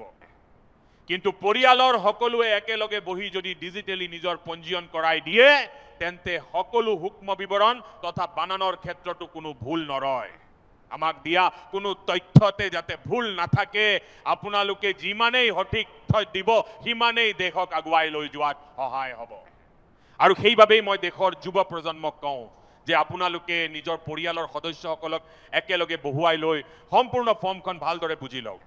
প্ৰথমে কাগজত ফৰ্মখন পূৰণ কৰি লওক, কিবা ভুল থাকিলে সেইটো শুদ্ধ কৰি লওক আৰু তাৰ পাছত টেকনলজিৰ সহায়ত ডিজিটেলি সেইটো আপলোড কৰি দিয়ক। আপোনালোকে চাওক দেশে ইমান এটা ডাঙৰ কাম কৰিব পাৰিব আৰু দেশৰ সময় আৰু শক্তিও সঠিক কামত ব্যৱহাৰ হ'ব। সেইবাবেই মই মোৰ দেশৰ যুৱ প্ৰজন্মক লোকপিয়লৰ এই কামত সক্ৰিয়ভাৱে অংশ ল'বলৈ আহ্বান জনাইছোঁ। মোৰ মৰমৰ দেশবাসী, মই লাল কিল্লাৰ পৰা পঞ্চ প্ৰাণৰ যি কথা কৈছিলোঁ, এই পঞ্চ প্ৰাণে দেশক নিজৰ আত্মগৌৰৱৰ দিশে আগুৱাই লৈ যোৱাৰ লগতে লক্ষ্যসমূহ অতিক্ৰম কৰাৰ সামৰ্থ্যৰ সৈতে আগবাঢ়ি যাবলৈ এক বৃহৎ সমল প্ৰদান কৰিছে। আমি প্ৰতিটো মুহূৰ্ততে দাসত্বৰ মানসিকতা মচি পেলাবই লাগিব। নেতাজী সুভাষ চন্দ্ৰ বসুৱে যিখন ভাৰতৰ সপোন দেখিছিল, বাবা চাহেব আম্বেদকাৰ, পণ্ডিত নেহৰুৱে যি সপোন দেখিছিল, চৰ্দাৰ পেটেলে, ভগত সিঙে, সুখদেৱে আৰু ৰাজগুৰুৱে যি সপোন দেখিছিল, ডক্টৰ শ্যামাপ্ৰসাদ মুখাৰ্জী, ভগৱান বিৰচা মুণ্ডা আৰু জ্যোতিবা ফুলেই যিখন ভাৰতৰ সপোন দেখিছিল, আমি সেই সপোন সাৰ্থক কৰিব লাগিব। সেই সকলোৰে পৰা অনুপ্ৰাণিত হৈ আমি আগবাঢ়ি যাওঁ। আহক আমি পুনৰবাৰ সংকল্প লওঁ, নিজতকৈ দেশৰ স্বাৰ্থ সদায় সৰ্বপ্ৰথম, নিজতকৈ দেশৰ স্বাৰ্থ সদায় আগত হওক আৰু কৰ্তব্যই আমাৰ পৰিচয় হৈ পৰক। মই সকলো দেশবাসীক ক'ব খোজো যে এয়া আমাৰ সময়। মৰমৰ দেশবাসী, এয়া আমাৰ সময়, এয়া আমাৰ সুযোগ আৰু এয়া আমাৰ সংকল্প। আহক আমি সপোনবোৰক সংকল্পলৈ ৰূপান্তৰিত কৰোঁ, সংকল্পক সামৰ্থ্যলৈ পৰিণত কৰোঁ আৰু সামৰ্থ্যক সফলতালৈ পৰিৱৰ্তন কৰোঁ। আহক আমি আমাৰ প্ৰতিটো খোজ দেশৰ উন্নয়নৰ খোজ হিচাপে গঢ়ি তোলোঁ। খোজত খোজ মিলাই, হৃদয়ৰ সৈতে হৃদয়ৰ সংযোগ ঘটাই, লক্ষ্যৰ সৈতে সংযোজিত হৈ থাকক। এগছি বন্তিৰ পৰা হাজাৰটা বন্তি জ্বলি উঠক। আহক সকলো একত্ৰিত হওঁ। এই মংগল উৎসৱত এক ভাৱনাৰ সৈতে আমি বিকশিত ভাৰতৰ সংকল্প লওঁ। আপোনালোক সকলোকে বহুত বহুত শুভেচ্ছা জনালো। মোৰ সৈতে কওক, भारत माता की, भारत माता की, भारत माता की, वंदे वंदे वंदे। बहुत बहुत धन्यवाद।